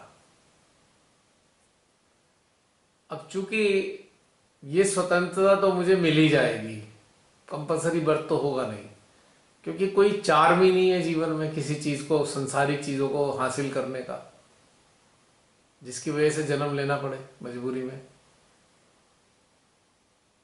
और कोई लेन देन भी ऐसे नहीं रखे जिनकी ऋण के कारण मुझे वो ऋण उतारने के लिए आना पड़े। तो मैं तो नहीं जन्म लूंगा, क्योंकि मैं बहुत दुखी हो चुका हूं मैं इस बात से। मानव मानव को जानवरों की तरह खाता है, लूटता है, छलता है, धोखा देता है और डोमिनेट करता है। बहुत कष्टकारी है मेरे लिए ये सब देखना, बहुत ज्यादा कष्टकारी। और जो इमीडिएट वाले हैं ना, जो आपके एक्विंटेंस है, आस पड़ोस है, फ्रेंड्स है, रिश्तेदार है, वो हाई लेवल पे सेल्फिश है। वो भी बड़ा मतलब हर तरीके से लगता है, बाहर कुछ और, घर में कुछ और, बगल में कुछ और। बहुत वो क्या बोलते हैं, आ, आप अलग होते जा रहे हो एकदम संसार से। हाँ बिल्कुल बिल्कुल। क्योंकि हम जेल तो हो नहीं पा रहे और एक्सेप्ट उन लोग के साथ रह भी नहीं पा रहे, बड़ी दिक्कत हो गई है। हाँ अब ये चीजें ना एक्सेप्ट नहीं हो पा रही बहन जी, बिल्कुल एक्सेप्ट नहीं हो पा रही हैं। अब श्रीमाता जी आप ही देख लो, दिल तो लगता नहीं अब। अच्छा, एक्सेप्ट भी नहीं हो पा रही और को एग्जिस्टेंस भी नहीं हो पा रहा। मतलब पहले कैसा होता था, इतनी अवेयरनेस नहीं होती थी तो आदमी घुल मिल लेता था, कॉफी पी लेता था। अब तो वो खत्म ही हो गया। एक्चुअली इस महादुष्ट आत्मा ने ना ऐसे लोगों को एक्सपोज कर दिया जो इसी प्रवृत्ति के लोग थे, और वो हमें चारों तरफ नजर आने लगे हैं ऐसे महादुष्ट लोग इसी प्रवृत्ति के। तो फिर दिल नहीं लगता, बात ये हुई है सारी। हाँ, बिल्कुल सही बात कही अभी आप। है ना? आप देखिए दिल लगता कहाँ है, गिने चुने लोग हैं उनसे बात करके अच्छा लगता है, बाकी किसी से बात करने की भी इच्छा नहीं है। हाँ, और जय श्री माता जी। जय श्री माता जी प्रियंका। और और ये भी है कि लोग चाहते हैं कि सब हंस रहे हैं तो आप भी हंसो, सब जैसा भी करे वैसा करो। हाँ आपका खुद का अपना अच्छा नहीं है। जैसे हम पता नहीं मैं क्यों थोड़ा सैंडी जैसा रहा अंदर से, मौन शांति। तो ये वाली चीज पूरी फैमिली से लेके आज सबके लिए बड़ा अजीब सा हो गया है। क्यों ऐसे है? सैडनेस हो गई है अंदर, जबरदस्ती अंदर सैडनेस हो गई है परमानेंट एक, ये सब देख देख के। मेरे साथ भी यही हो रहा है। मैंने सोचा शायद मेरा फेज चल रहा होगा। नहीं, ये सब बदतमीजियां देख देख के ही तो हो रहा है अंदर। 5 साल से बदतमीजियां देख रहे हैं, सत्ता की, लुच्चे नेताओं की, भेड़िए जैसे नेता खून चूसने हैं पब्लिक का, मार रहे हैं पब्लिक को, और अंधी जनता, गुलाम जनता, पब्लिक कम नहीं है भैया। हाँ आम जनता भी अपने ही लोगों का खून चूस रही है, उनको ही दुख दे रही है। तो इसीलिए दिल नहीं लगता। जैसे हमारी हर चीज बेच दी गई, किसी को कोई फर्क ही नहीं पड़ रहा। मतलब किसी को कुछ फर्क नहीं पड़ा। रेलवे बिक गया, एयरपोर्ट बिक गया, सारे हमारे पोर्ट्स बिक गए, जंगल बिक गए, कट गए सारा हमारा जो पूरा मध्य प्रदेश में फॉरेस्ट एरिया था। पर हमारा एजुकेशन पूरा यूएस से आ गया, किसी को पर कोई फर्क नहीं पड़ा। हमारा काशी विश्वनाथ बिक गया, बताओ वहां को लंदन से मैनेज होगा कम्युनिटी, बताइए। ऐसा लग रहा लोग इसके बारे में जानते ही नहीं है, और जानते तो बात भी नहीं करते। क्योंकि ये सारे लोग बहुत सेल्फिश हैं, अपने ही उल्लू सीधे करने में लगे हुए हैं दुनिया में, ये इसलिए ज्यादातर लोग सेल्फिश हैं। इसलिए उन्हें देश से कोई मतलब नहीं है, देश मरे जिए कोई मतलब नहीं है ऐसे में। तो वो अपनी, उन्हें क्या दुख होने वाला है? दुख तो हम जैसे लोगों को होता है जब ये बर्बादी देख पा रहे हैं और पीड़ा से दुखी हो रहे हैं इस बात को कि हमारे देश का क्या हाल हो गया। यही चिंतन किया, मैं बैठी हुई थी, मैंने कहा मैं अकेले बैठी होती हूँ या कुछ होता है मैं खुश रहती हूँ, पर जब मैं पब्लिक में मूव करती हूँ तो मैं साइलेंट हो जाती हूँ, और मेरा ये वाला जो बिहेवियर है, लोगों को लग रहा है मुझे कोई प्रॉब्लम हो गई है कि तुम कभी पहले ऐसी नहीं थी। अरे मैं क्या बताऊं, मैं क्या हूँ। अपने लिए कोई दुख नहीं है ना, ना नहीं नहीं, पता है, जैसे मैं अपना खाना खा रही हूँ, मैं अपने साथ जो भी काम कर रही हूँ, अपने जो मेरी दिनचर्या है, मैं उसमें, मैंने कहा उसमें तो मैं ठीक हूँ, दुखी होती तो मैं पूरा टाइम दुखी रहती ना। मैं अकेले, हाँ सही पर बात जब है। हाँ कहीं आना जाना होता है, मिलना मिलाना होता है, तो मेरे में ना अलगाव सा आ गया है, लोगों को मेरा एटीट्यूड बर्दाश्त नहीं हो रहा। हम ये मेरा भी यही बताना चाह रही हूँ आपको, जैसे सही एकांत में बात। हो तो सही है, एकांतवासी टाइप का अच्छा लगता है। जैसे ही बहुत गैदरिंग हो या बाहर जाना हो तो बड़ा संकुचन, खिन्नता टाइप की आ गई है, ऐसे कहें। जानते हो प्रियंका ऐसा क्यों हो रहा है? क्योंकि हम सब ये महसूस कर चुके हैं कि भाई हमारे देश की नाव डूब गई है, इसलिए उदास है हमारा दिल। हाँ, बस कुछ ही चंद लोग हैं जिनसे थोड़ी बहुत उम्मीद दिखाई दे रही है, लेकिन वो सारे संघर्षरत हैं।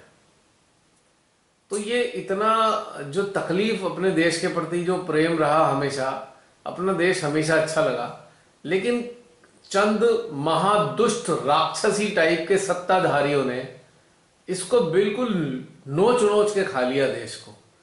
जैसे एक वो होता है ना, गिद्ध नोच नोच के लाश के ऊपर से मांस को खा जाता है, ऐसे ही ये महादुष्ट नेता सत्ताधारी ऐसे नोच नोच के खा रहे हैं मानवता को। ये तो ये देख के आहत होता है, दिल बहुत आहत होता है। प्रार्थना भी होती है, चित्त का कार्य भी चलता है, आक्रोश भी आता है, और सैडनेस बनी रहती है। सैडनेस नहीं खत्म हो रही है, हमारी व्यक्तिगत नहीं है ये, लेकिन अपने देश की हालत देख देख कर जो सैडनेस हो रही है वो बहुत दिनों से है, 5 साल हुए लगातार। और इस टाइप के गुलाम लोग चारों तरफ देखता हूं ना, चारों तरफ गुलाम ही गुलाम भरे हुए हैं, तो उनसे बात करने की भी इच्छा नहीं होती मेरी। इसलिए हम आइसोलेट होते जा रहे हैं। किन से बात करें? गुलामों से कैसे बात करें? यही बात है। इच्छा ही नहीं होती ना बात करने की। तो आइसोलेट होना बेटर है। कम से कम एक आनंद तो आता है, उन शक्तियों का, देवी देवताओं का, माँ का एहसास तो बना रहता है। वो उल्लास खत्म हो गया। देश के अंदर रहने का जो उल्लास होता था ना 5 साल पहले, एग्जैक्टली, ये मैंने खत्म अपने हो लिए गया। भी यही फील किया कि मेरे को उल्लास नहीं फील हो रहा, बिल्कुल जॉय नहीं फील हो रहा। मैंने कहा सच में बहुत बड़ा प्रॉब्लम हो गया मुझे। और इन इन और आज सबका यही स्टेटस है, और अपनी इन कम्युनिटी इन यही। गिरे हुए निम्न नेताओं ने इतनी रेस्ट्रिक्शन लगा दी है, सांस लेने पे रेस्ट्रिक्शन है, ढंग से सांस भी नहीं ले सकते। इस तक कदर इन्होंने षड्यंत्र रचा है। पूरा का पूरा तंत्र गुलाम बन गया। मुझे तो अफसोस नौकरी करने वालों पे आता है सरकारी। आंख बंद कर लिए इन लोगों ने। कोई कोई भी प्रोटेस्ट नहीं करते हैं, कोई संघर्ष नहीं करते हैं। जैसे वो लुच्चे नेता चला रहे हैं वैसे ही चल देते हैं। ये बहुत दुख होता है देख के। मुझे एक वीडियो याद आ रही है भैया, उसमें पता है क्या था कि ये जो दवाई दे रही है, 2 डोजेस, ये सिर्फ 6 मंथ्स तक वैलिड है। मैं क्या बैकग्राउंड बनानी शुरू हो गए हैं कि 6 मंथ्स के बाद फिर से शुरू हो जाओ। मैंने आपसे कहा ना, हो जाएगा तो आपको बूस्टर लेना पड़ेगा। मैंने आपसे कहा ना, साथ साथ बैकग्राउंड बनानी। 7-7 8-8 डाल देंगे ये शरीर में। जब तक बिल्कुल नष्ट ना हो जाए शरीर, तब तक डालते रहेंगे। ये पूरी तरह शरीर को तबाह करने के लिए है। आज जब हमने प्रश्न किया ना, हम क्यों जिंदा नहीं रहना चाहते, बस यही आ रहा था कि हम ऐसी दुर्दशा देखने के लिए क्यों जिंदा रहे। मतलब अंदर से यही सब चल रहा था कि देश की जो दुर्दशा है गुलामों के कारण हुई है, अगर विरोध करें तो ये सब चीजें हट सकती हैं। पर कोई सुनने को तैयार ही नहीं है। मुट्ठी भर ये लुच्चे घटिया नेता और करोड़ों सौयों करोड़ लोग, बताइए, इन मुट्ठी भर लोगों ने गुलाम बना लिया सबको। आश्चर्य होता है, क्योंकि जब किसी को फोन करो तो रिंग टोन पे क्या आता है कि 100 करोड़ लोगों को दी जा चुकी है। हाँ, मैं सोचती हूँ 100 करोड़ जनता क्या होगा। आप इसी बात से समझ लीजिए ये षड्यंत्र है। इसी बात से समझ लीजिए अपनी हेल्थ के लिए इंसान खुद चिंता करता है, पूरा तंत्र जबरदस्ती कर रहा है हमारी हेल्थ के लिए, तो ये षड्यंत्र के अलावा और कुछ हो ही नहीं सकता। एक मिनट बहन जी। ठीक है, मैंने ना किसी शॉप के अंदर, सिर्फ सड़क पे जो है ना चालान की वजह से लोग करते हैं, अदरवाइज कहीं मॉल में कहीं भी गैदरिंग में यहाँ पे लोगों ने मर्जी से लगाया हुआ है, पर यहाँ पे चालान वगैरह का कोई सीन नहीं है। यहाँ से चालान नहीं है यहाँ पे। बहन जी हमारे यहाँ चालान नहीं कर रहा कोई भी, अब कोई भी नहीं लगा रहा हमारे यहाँ, तो लगाता ही कोई नहीं अब। हमारे यहाँ भी हमारे यहाँ भी कारण यह है बस वो कि जो हाई फाई लोग होते हैं ना, वो लोग लगाए हुए दिखते हैं। जब मैं कोई बड़ी दुकान में जाती हूँ तो मैं समझ जाती हूँ बहुत हाई फाई है ये लोग। सबसे बड़े मूर्ख लोग हैं वो, जिन्हें हाई फाई कह रही होती है। हाँ, क्योंकि कल मैं एक बहुत बड़ी शॉप पे गई थी, शोरूम सा था, वहां पे सभी लोगों ने लगाया था। मैं कहा गजब है ये लोग का। ये मास्क नहीं है, ये बंधुआ बनाने के लक्षण है। नहीं, और देखते तो आपको ऐसे हैं जैसे ओ तुमको तो समझ ही नहीं है, तुम बेवकूफ हो, ऐसे करके हीन भावना से देखते हैं। और हम उन्हें कैसे देखते हैं, हम पता है उन्हें कैसे देखते हैं? अरे निरे मूर्ख हो, मास्क लगा लगा के ही मर जाओगे, सांस नहीं आने की, फिर कहोगे ऑक्सीजन घट गई। हम उन्हें ऐसे तो एक देखते हैं। दोस्त है ना, डबल मास्क लगाता है, मैं तो उसको कहती रहती हूँ, सुनता ही नहीं। डबल मास्क सोचो, मेरे घर में भी लगाते हैं। हाइपर कैपनिया होगा, हाइपर कैपनिया होगा, ऑक्सीजन आएगी नहीं, फिर यही वो चिल्लाना शुरू कर देंगे हाय वायरस आ गया हमारे अंदर। They are inviting virus. कई लोग तो ऐसे हैं जो नहीं करते, उसी को महामूर्ख समझते हैं। मुझे ये महामूर्ख समझा है। जो ऐसे है ना वो गुलाम मानसिकता की तो हैं। गुलाम मानसिकता इसे ही तो कहते हैं ना, कि मीडिया में सुन सुन के गुलाम हो गए, मैस्मराइज हो गए, और फिर जनता को ही परेशान कर रहे हैं जो सही है। तो ऐसे में हम अपनी जिम्मेदारियां नहीं ना पूरी कर सकते क्या? हम अब पीछे हो गए हैं इन सब बातों से कि नहीं समझना, तो हम चुप करके बैठे। बहन हमारा रोल पूरा हो गया, जिन्हें नहीं समझ रहे तो कुछ नहीं कह सकते। अब शांत, अब साइलेंट होने का समय आया है बहन। जुबान साइलेंट होगी और अटेंशन सक्रिय रहेगा। इसीलिए 7 साल में प्रैक्टिस की है हमने। हाँ, शब्दों का महत्व खत्म हो गया, कोई सुनता नहीं। अब ये शब्द केवल उन लोगों के लिए हैं जो सुनना चाहते हैं, इसलिए सामूहिक स्तर पे किसी को कुछ कहने की जरूरत ही नहीं है पब्लिक प्लेस पे, कि भाई ठीक है मरना हो तू मर, हम क्या कर सकते हैं, वी कैंट हेल्प यू, तेरी चॉइस है। लेकिन उन लोगों के लिए शब्द हैं जो वास्तव में जागरूक हैं और जागरूक और होना चाहते हैं, जागरूकता को बढ़ाना चाहते हैं, बस इसीलिए बोलने का दिल नहीं करता।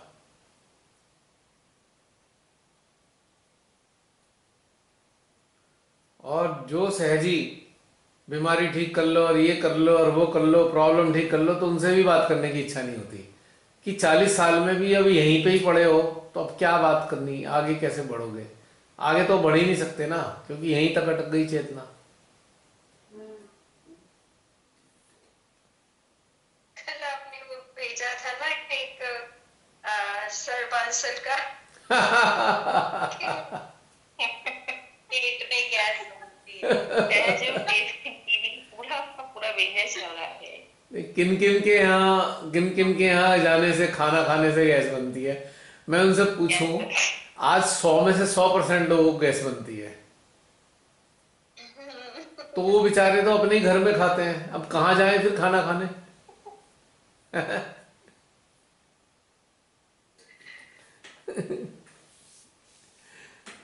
उसके बहुत सारे कारण हैं। आज जो हमारी जीवन शैली है ना, उसके कारण भी, और जो फसल है, फसल में जो केमिकल डालते हैं उसके कारण भी, और जो हमारे खान पान का सलीका है उसके कारण भी, सैकड़ों कारण है गैस बनने के। वाह, उन्होंने तो एक नाटक शुरू कर रखा है ना, फंसाना लोगों को। जो अधकचरे टाइप के सहजी हैं वो वहां फंसते हैं जाके। इनके काफी वीडियो ऐसे ही हैं, जब आप देखोगे तो एकदम लोटपोट हो जाओगे ऐसा वाला। काफी सारे हैं ही इसी टॉपिक्स पे। काफी नहीं है, सारे ही ऐसे हैं, अजीबो गरीब बातें। इलॉजिकल, टोटल कोई लॉजिक ही नहीं है, बस बोलना है। कुछ भी बोल दो किसी को, मजेदार है ये। अब मैं तो इनको जो है ना उस जगह रखने लग गया हूं जो निर्मल बाबा होता है ना, बुखार हो गया गोलगप्पे खा लो, काली वाली जैकेट पहन लो, तो ये उस वाली कैटेगरी के आ चुके हैं अब ये। एकदम बाबा टाइप। नहीं, वही वाली कैटेगरी है, कुछ भी बोल देंगे। कोई रेलेवेंसी नहीं होगी, कुछ भी बोल सकते हैं ये।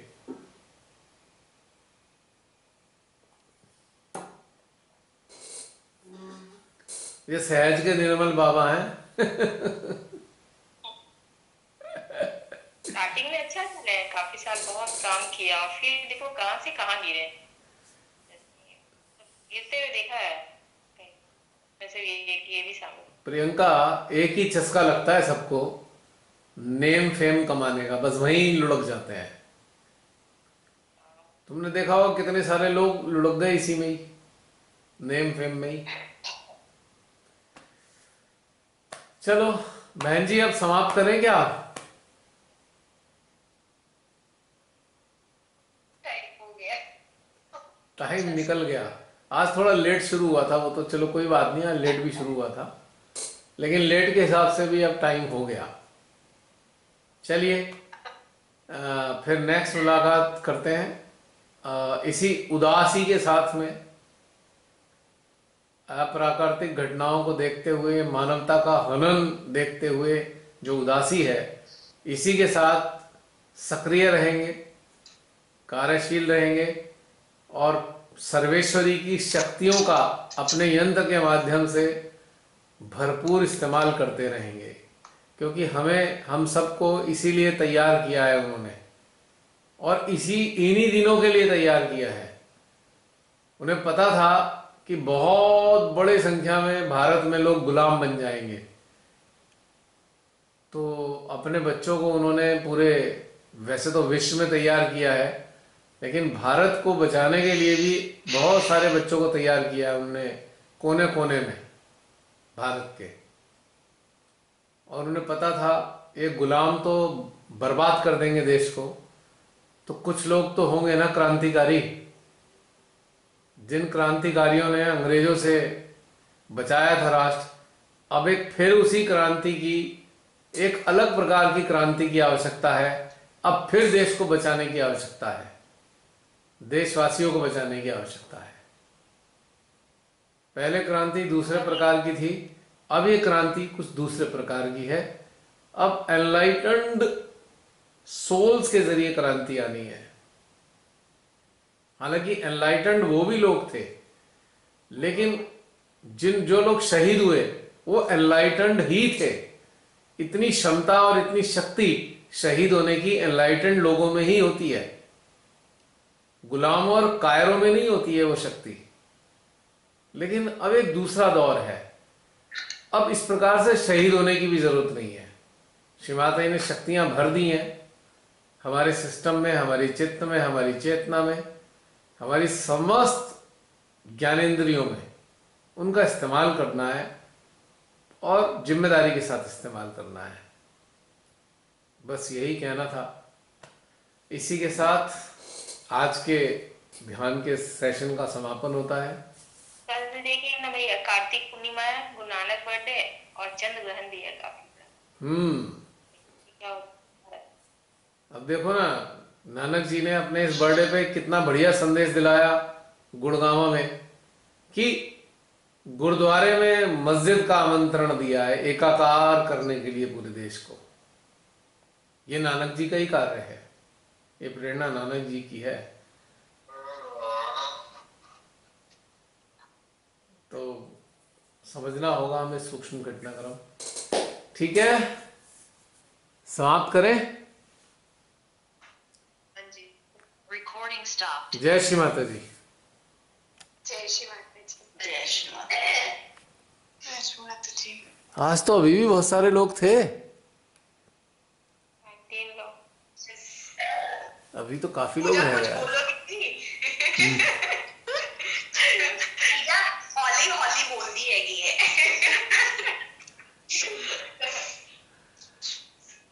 जय श्री माता जी। हाँ पूजा, जय श्री माता जी। आज का सेशन बहुत ही अच्छा था। इतना इंफॉर्मेशन डाउनलोड हुआ कि बता ना पाऊंगी। कोई बात नहीं, हमें तो आत्मसात करना है, एब्जॉर्व करना है और उसके बाद मेटेरियलाइज हो जाएगा। वो जो एब्जॉर्व किया है वो एक्टिवेट होगा, हो ही रहा है एक्टिवेट धीरे धीरे। होपफुली वो एहसास हमेशा रहे। क्यों, अभी कितने दिन हो गए तुम्हें जुड़े हुए? 6 महीना, 7 महीना? तो एहसास बना हुआ है ना, एहसास बना हुआ है ना पूजा अभी तक। तो हमेशा ही रहेगा। और सुंदर होते जा रहा है। हर वीक ऐसा लगता है बहुत अच्छा होते जा रहा है। ये इसके चेहरे की मुस्कुराहट बता रही है, पूछा नहीं, आज कलेक्टिविटी का एहसास हुआ, वो भी रियलाइज सोल्स के कलेक्टिविटी का एहसास हुआ। तो मैं सोच रही थी आप कितना एंजॉय करते होंगे। मुझे आपको प्रश्न पूछना था कि आपको आज का मेडिटेशन पहले किया हुआ है कि आज पहली बार था आपके लिए भी? कौन सा वाला, आज का? हाँ, आज का कहाँ किया है, आज हर बार नया ही होता है। हाँ, मुझे शायद मैं वाकई में बता ना पाऊंगी। इतना अच्छा लगा मुझे आज का मेडिटेशन। पहले तो कल जैसे सब लोग बता रहे थे कि दुख लग रहा था, तो मुझे ऐसे ही लग रहा था कि अगर भगवान ही परफेक्ट है तो हमें क्यों बाकी इंसान बनना है? सिर्फ 2 ही हो सकते थे, क्यों हमें बाकी लोगों से इंटरेक्शन करना है? क्यों ऐसा है? तो आज लगा कि माँ का रचना इतना सुंदर है। जब बाकी इंसान भी है तो, और इतना ग्रैंड प्लान है, जब सक्सेस होगा तो बहुत सुंदर रहेगा। और मुझे ऐसा लग रहा था कि पहले लग रहा था कि मुझे वो जो सत्य युग या जो भी जब धरती में हेवन बनेगा, मुझे वहां पे रहना था, ऐसा इच्छा था। आज लगा कि नहीं, ये जो माँ के साथ कनेक्ट होते हैं और दूसरों को हेल्प करते हैं, कनेक्ट करना इतना सुंदर कार्य है। वो इस कलयुग में ही मिलेगा वो काम, ऐसे बाद में नहीं रहेगा। मुझे ऐसा लगा कि ये जन्म ही सार्थक हो जाएगा, लाइक वो काम ही सार्थक हो जाएगा। हाँ पूजा, सार्थक तो हो चुका हमारा जीवन। हमारा जीवन निरर्थक नहीं गया, सार्थक हो चुका है। ये तो हम मानव है ना, मानवता के विरुद्ध चीजें चल रही हैं, उनको देखकर दिल उदास हो जाता है।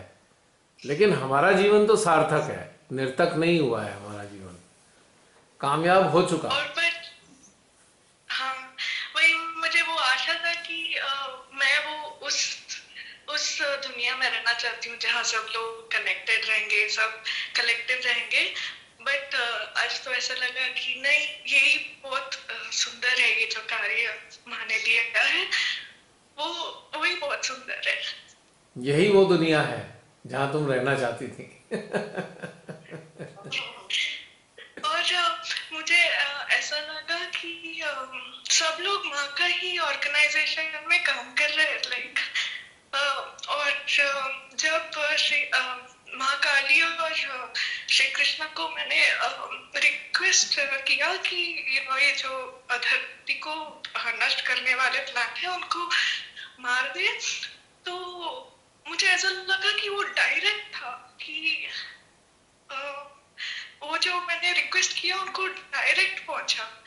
ऐसे लगा कि सीधा गया, लाइक जैसे मैं एक ईमेल डालते ना वैसे डायरेक्ट उनको ही गया। और ऐसे लगा कि मुझे भी जो कार्य दिया है इस ऑर्गेनाइजेशन में वो भी बहुत सुंदर है, लाइक यू नो जैसे श्री भगवान जो उनको मारते हैं, मैं जो दूसरों को माँ के साथ कनेक्ट करते हैं वो भी कार्य इतना ही सुंदर है, लाइक मुझे सार्थक लगा। डेफिनेटली सब सुंदर है, इसमें कोई शक नहीं है।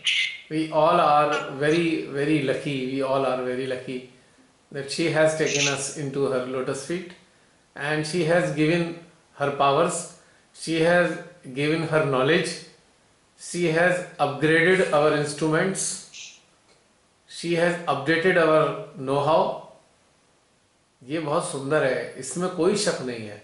हमें अपने लिए दुख नहीं है, हमें अपने लिए कोई तकलीफ नहीं है। हम दुखी हैं हम सब इस संसार के लिए, वास्तव में अपने लिए कोई दुख नहीं है हमें। तो यही तो स्वर्ग है। स्वर्ग किसे कहते हैं? जहां स्वयं के लिए दुख ना हो, और यदि दुख हो तो पर कल्याण के लिए, दूसरे लोगों के कल्याण के लिए दुख हो, वही तो स्वर्ग होता है। This is heaven basically, and we are living in this heaven, you know, we are enjoying this heaven।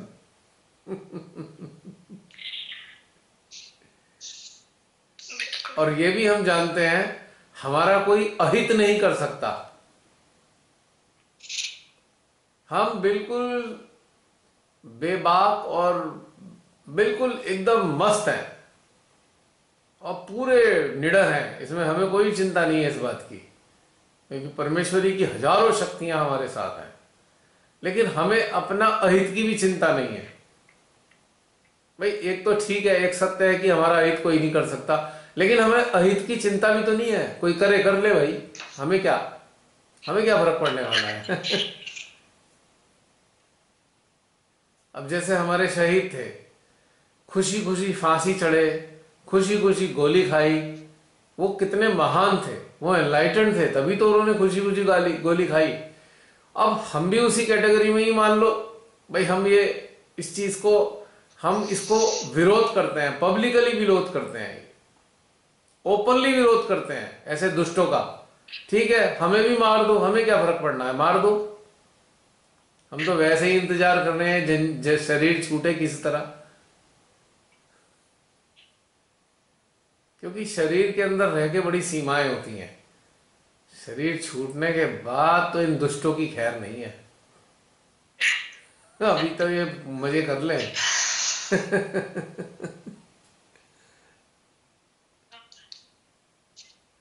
ये बात तो सच है, शरीर छूटने के बाद तो इनकी खैर नहीं होगी। अब बाकी श्री माता ही जाने किस तरीके से कार्य लेंगी।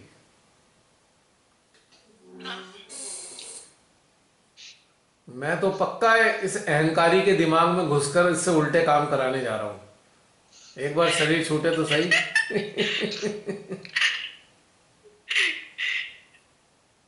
इसके सारे तांत्रिकों को भी उल्टा करना है, जो इसकी हेल्प लेता है, उल्टे सीधे पावर लेने की कोशिश करता है, काली शक्तियां। इसके तांत्रिकों की भी ऐसी तैसी करनी है मुझको, पक्की तौर से बता रहा हूं मैं। अब शरीर में रह के ऐसे शक्तियां लेता है बंदा, और क्या, ये सारे उल्टे काम करता तो है ना, सारे इसने उल्टे काम किए हैं। ये वही लोग होते हैं जो ये काली शक्तियों का इस्तेमाल करते हैं।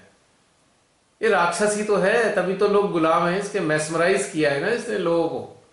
राक्षसों के अंदर पावर होती है मैस्मराइज करने की। ये राक्षस है। पर भैया इसमें तो श्री माता जी भी कहते हैं ना, जो तांत्रिक विद्या में लीन होते हैं उनका अंत बहुत बुरा होता है। तो बहन अपने अंत की तरफ बहुत तेजी से जा तो रहा है। अब ये श्रीमाता की शक्तियां कार्य कर रही हैं, वो क्या कर रही हैं? इसे अंत की तरफ ही तो धकेल रही हैं। ऐसे राक्षसों का अंत ऐसे नहीं होता आसानी से कि अचानक बम फटा मर गए। ये सड़ सड़ के मरते हैं, 20 साल तक सड़ते हैं, धीरे धीरे मरते हैं। आज उंगली मरी, कल हाथ मरा, परसों टांग मरी, फिर परसों कंधा मरा। धीरे धीरे मरेंगे ये, पूरे एक साथ प्राण नहीं निकलेंगे इनके।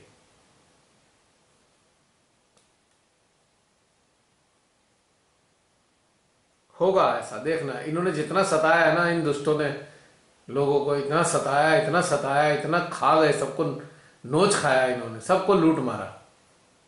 ऐसे थोड़ी मर जाएंगे। हत्याएं की है जो सबसे हत्यारे ही है। कितनी हत्याएं की इन्होंने अपने पॉलिटिकल मोटिव्स को साधने के लिए। कितनी बड़ी बड़ी हत्याएं की, कितने षड्यंत्र रचे हैं इन्होंने। हजारों लोगों को मरवाया इन्होंने अपनी सत्ता के लालच में। हर एक स्पीच में झूठ बोला है, बेइंतहा झूठ, जो आज तक किसी भी पीएम ने नहीं कहा। झूठों का सरताज। वो गाना नहीं है सैया, झूठों का सरताज निकला। आपने नाम दिया ना झूठेंद्र देव, वो पहले ही दे दिया था। झूठेंद्र देव के उपासक बहुत सारे हैं भाई। अंधभक्त सारे उपासक हैं इसके। मतलब आप लोग ध्यान दीजिएगा इसकी चाल कैसे होती है। जैसे मदमस्त पागल हाथी चलता है ना, वैसे आप देखोगे तो लगेगा चलेगा। कभी किसी पीएम को ऐसा चलते नहीं देखा, किसी को भी चलते ऐसा नहीं देखा। अहंकार इंसान को ऐसे ही चाल देता है, और अहंकार ही उसे रसातल में मिला देता है। ऐसा रसातल में मिलाता है जो दिखाई भी नहीं देता। फिर सब खत्म होगा एक दिन। अहंकार एक एसिड की तरह होता है, और जब ये बढ़ जाता है ना एसिड, तो पूरे अंतःकरण को गला के खत्म कर देता है। तो इसने करना शुरू कर तो दिया। इतनी बेइज्जती हो रही है, इतनी बेइज्जती हो रही है कि लोग सामने में भी नहीं बैठ रहे हैं भाषणों में। जबरदस्ती पैसे खर्च कर करके बसें इकट्ठी कर करके ला रहे हैं कि भीड़ दिख जाए किस तरह, क्योंकि बेइज्जती हो रही है दबा के। ये बद्दुआएं काम आएंगी। नहीं, बद्दुआएं तो लगनी शुरू हो चुकी, पहले ही लग गई थी बद्दुआएं। अब बद्दुआएं कार्यान्वित हो रही हैं।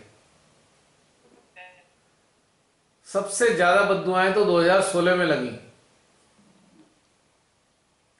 8 नवंबर 2016 को सबसे ज्यादा बद्दुआएं लगी। अब बद्दुआएं लग गई हैं ना, अब वो कार्यान्वित होने का समय आया है उन बद्दुआओं के। अरे मैं तो किसी को बद्दुआ देता नहीं था, मेरा हृदय डेली बद्दुआएं देता है, निरंतर बद्दुआएं देता है। लगेंगी तो है ही हम सबकी बद्दुआएं।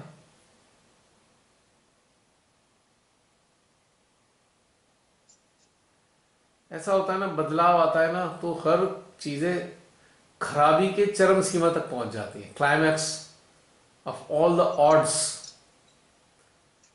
only then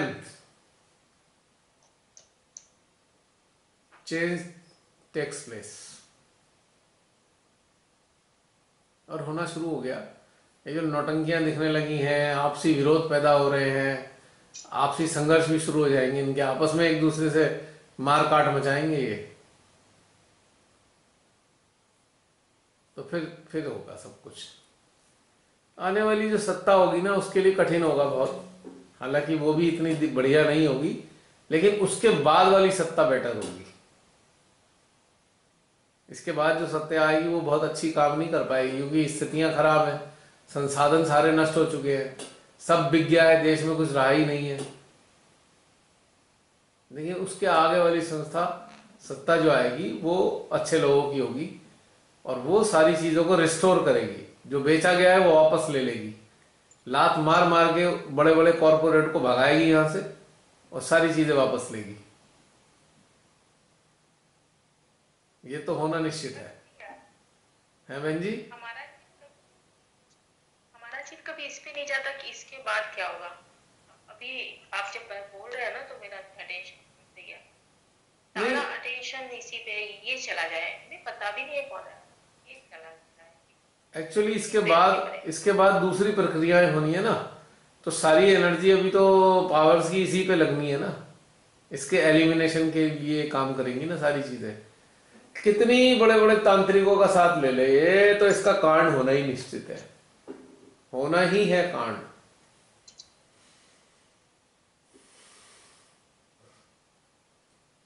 अहंकार को तो मुंह पिटता ही है अहंकार का हमेशा, अब पिट ही रहा है। चलें प्रियंका समाप्त करें। ओके, जय श्री माता जी। जय श्री माता जी। जय श्री माता जी। जय श्री माता जी।